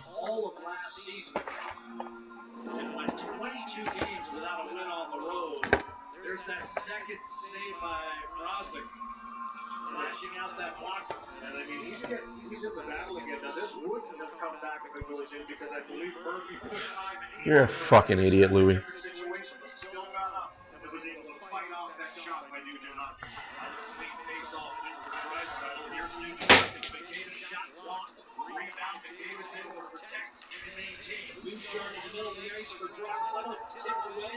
Hook, no call.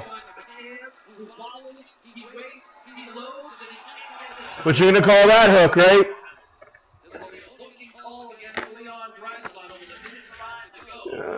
McDavid gets hooked in the hands, no call, but we're going to call this a penalty. You guys are a fucking joke. And the pressure that Edmonton's put on, they've been able to weather. Here's Drysdale comes back into the hands.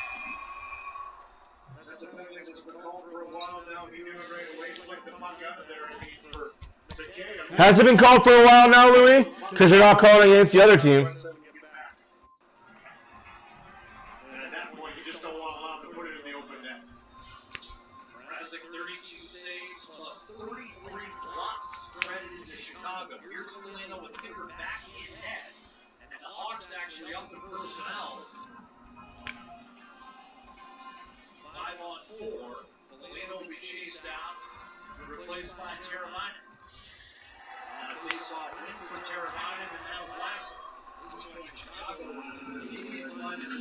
For 1 minute remaining in the third period. 4-2 Chicago. Power play Chicago.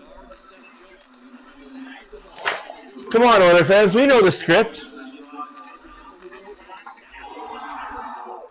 We know the script. The third power play goal of the night for the Chicago Blackhawks. We know the script. Come on, we know the script, Oilers fans. Let's go. We know the script. McDavid gets hooked on his hands. You're McDavid. You're supposed to fight through that. Your name's Connor McDavid. You're supposed to fight through that. You're not supposed to let us call power plays for you, Connor McDavid. You're the best player in the fucking league. You don't get extra advantages. What a fucking joke. We know the script, boys. Oilers are going to start the year 0-10.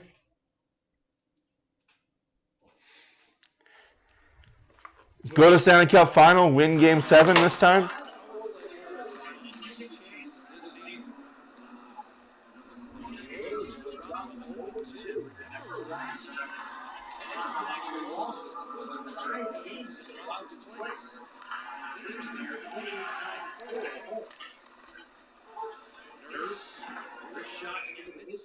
Hey Joseph, how's it going?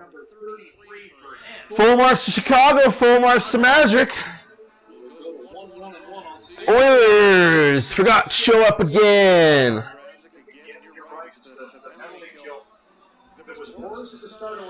Better fucking show up tomorrow, 6 o'clock, buddies. Oilers, you got one thing and one thing only to do on this homestand. Win the next fucking 2. End the 4-game homestand tied 2-2. Because you got Calgary, you got Philadelphia. Oh, damn. Hey, how's it going, buddy? I remember. Game over. Oilers lose. Oilers lose. I'm going to make this a really quick post game for you guys. I'm not going to sugarcoat this shit out of anything. Oilers sucked it up again tonight. Getting outscored 5-2. Team is just not gelling right now. I don't have answers. I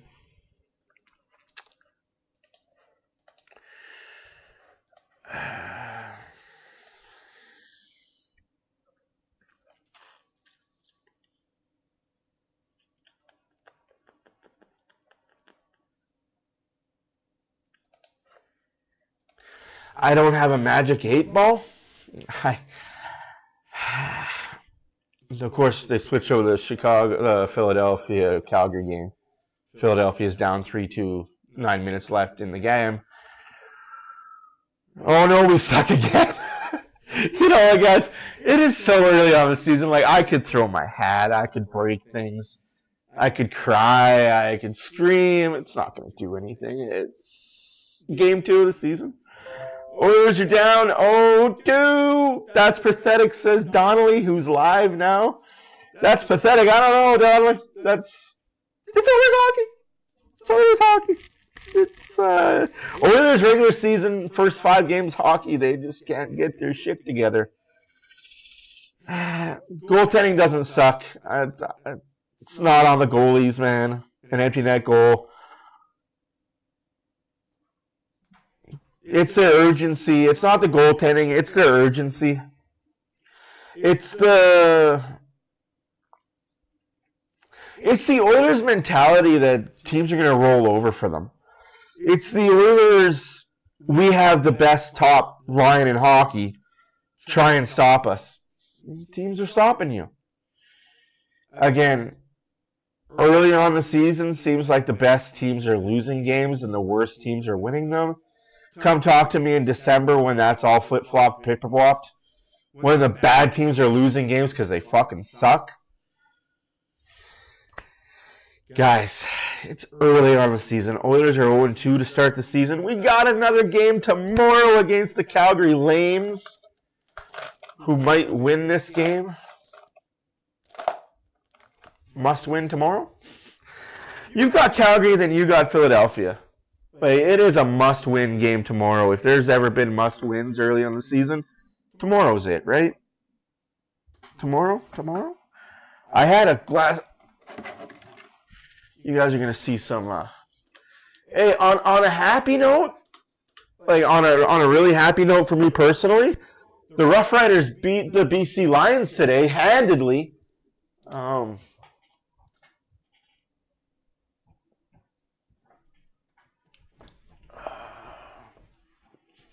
And when I say handedly, I mean they laid a thumping to them.